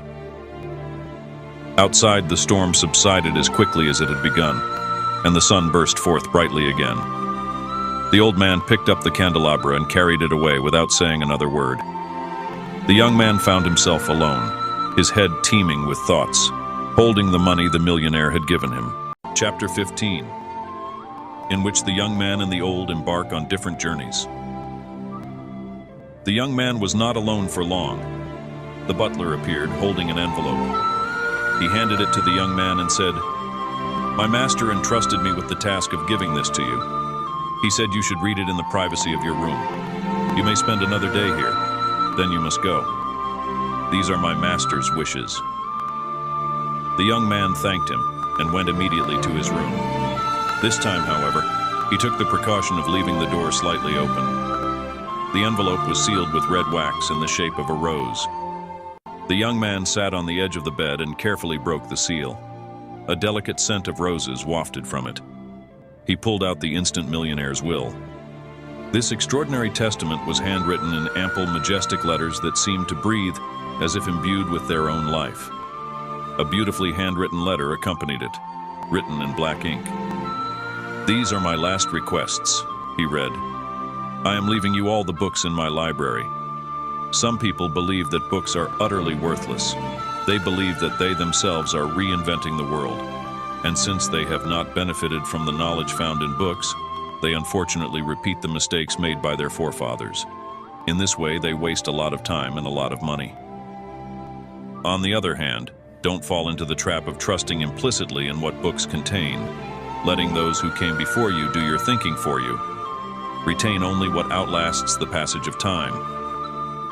Since our first encounter, I have tried to convey to you the pearls of wisdom I have been able to glean during my long life. In this document, you will find a few thoughts that represent my spiritual legacy. I would like you to do your best to communicate them to as many people as you can. Tell people about our encounter and the secrets you have learned. Before doing so, however, you must try them out. A method that has not been tested and proven in your own experience is completely worthless. Within 6 years, you will be a millionaire. At that time, you will be free to undertake the steps necessary to share this legacy with people. Now I must leave you. My roses are waiting." The young man was choked with emotion and sat for a moment in silence. He wanted to thank the millionaire for having given him such precious gifts. He went quickly back to the dining room, but found no one. He called out to the butler, but there was no answer. He ran out to the garden and spotted the millionaire lying in the middle of a path at the foot of a rose bush. How eccentric, thought the young man, sleeping in the middle of a garden. But the nearer he drew, the more troubled he became. The old man's hands were folded upon his chest, and he held a single rose. His face was perfectly serene. Had he known the exact moment he was going to die? Had he chosen the moment of his departure and simply willed himself to die? It was one secret the millionaire had taken with him. The young man sensed it was time for him too to leave. He reached to take the rose, but then pulled his hand away. That rose belonged to the Instant Millionaire. It was his final companion. He stood over the millionaire and vowed to convey his teachings as best he could, then started down the path to return home. When the millionaire's library was delivered to his apartment, it was so immense it left little room for the rest of his things. He was confronted with a dilemma: either move elsewhere or get rid of some of the books. He chose to move, and he did it with a light heart. Epilogue. Just as the millionaire had predicted, the young man made his first million before his 6-year deadline was up, and he kept his promise. He took a month off and wrote about his encounter with the Instant Millionaire and the life-giving philosophy he had passed on to him.